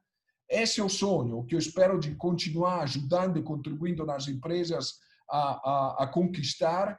que é um relacionamento com o consumidor a dupla via e infinito, aquilo que se chama lifetime, para toda a vida, deixando o consumidor feliz dentro do ecossistema, que, além de tudo, me deixa um monopólio legítimo para poder deixar isso bastante rentável, que é sempre gostoso. Muito bom, André. Obrigado. E você, Bruno? Olha, das coisas que eu traria na minha mochila aí para atravessar o seu portal, certamente, provavelmente, a principal dela seria o que a gente chama de customer centrismo, né? É o foco no cliente, né? É a essência do marketing que permeia isso tudo aí que o André compartilhou conosco, que é o profundo entendimento e a profunda devoção para o consumidor, né? Você realmente construir em torno dele todo o demais que o homem de marketing, a mulher de marketing tem que fazer. O que eu deixaria para trás seria certamente silo, porque grande parte dos problemas que a gente discutiu aqui e do passado, que agora se torna, eu diria que um problema intransponível se não for eliminado, é a questão de você realmente promover a integração, não só dentro do marketing, com a multiplicidade de disciplinas que a gente tem aí, mas principalmente dentro das organizações, né? Eu tenho como experiência, e a gente teve alguns projetos em que participamos próximos lá no nosso passado de Shell, e alguns dos melhores projetos foram projetos horizontais, como o Marcelo propunha, né? Em que a gente se reunia num time de trabalho que encontrava com o cara de distribuição, com o cara da parte de desenvolvimento técnico de produto, com a pessoa que vinha com a pesquisa de mercado, e aquele grupo totalmente comprometido com o sucesso da empresa como um todo promovia uma grande iniciativa, né? Então, eu acho que esse modelo de trabalho, que é um modelo provado, né? Eu traria talvez como uma segunda opção dentro da mochila e abandonaria de vez qualquer coisa que se assemelhasse a um silo. E, por fim, do ponto de vista de o que eu tentaria amealhar de novo, né? Eu acho que seria aí uma habilidade para talvez conectar ou converter, né, uma visão, um pensamento, uma inteligência estratégica em ações que se utilizam desse ferramental incrível tecnológico que a gente tem pela frente, né? Porque um dos problemas que acho que a gente vive hoje também é que as cabeças estratégicas de marketing, de até muito recentemente, na minha observação, ainda não incorporaram como ferramentas, né, de desdobramento essas diversas tecnologias que o mundo digital pode oferecer. Falando aí de inteligência artificial, falando aí, dando alguns dos exemplos que você colocou, porque isso não surge da mão do analista, isso não surge da mão do cara que desenha o software, né? Isso surge, na verdade, do entendimento da necessidade do cliente, da concepção do entendimento do que a tecnologia pode fazer por você, né? E depois daquela tradução da necessidade estratégica numa execução que parece depois muito óbvia, né? Muito absolutamente como foi pensada antes. Então é por aí. Essas seriam minhas 3 respostas para a sua pergunta. Caramba, olha, eu acho que nós conseguimos bater quase um recorde aqui, porque nós estamos há quase 2 horas conversando. A queda, a redução de pessoas, que ela é natural depois de um certo horário, foi baixíssima. Nós temos aqui ainda 134 pessoas, mas me parece que então é hora. A gente precisa voltar, todo mundo tem que voltar a trabalhar.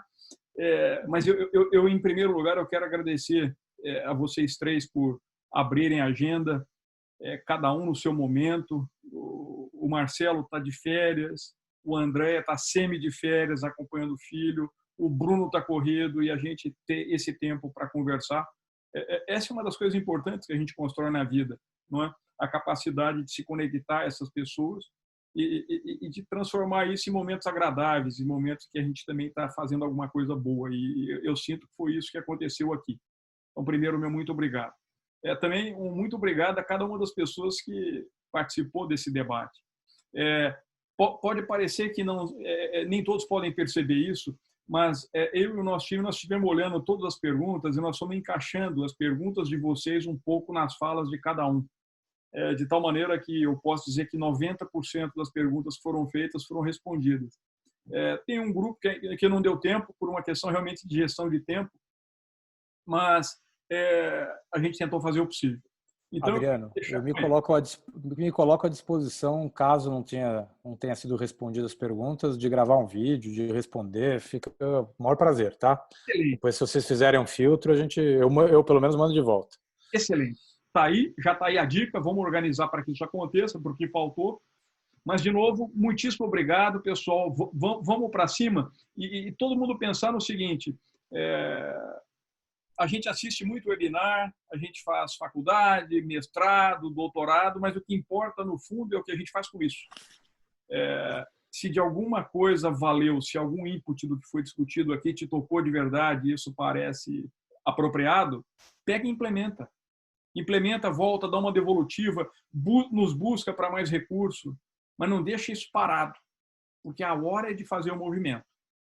Então, quero deixar um abraço a cada um de vocês e até o próximo. Vocês vão receber uma cópia desse material todo que foi produzido aqui amanhã e muitíssimo obrigado de novo. Aquele abraço. Obrigado. Tchau. Obrigado. Foi um prazer.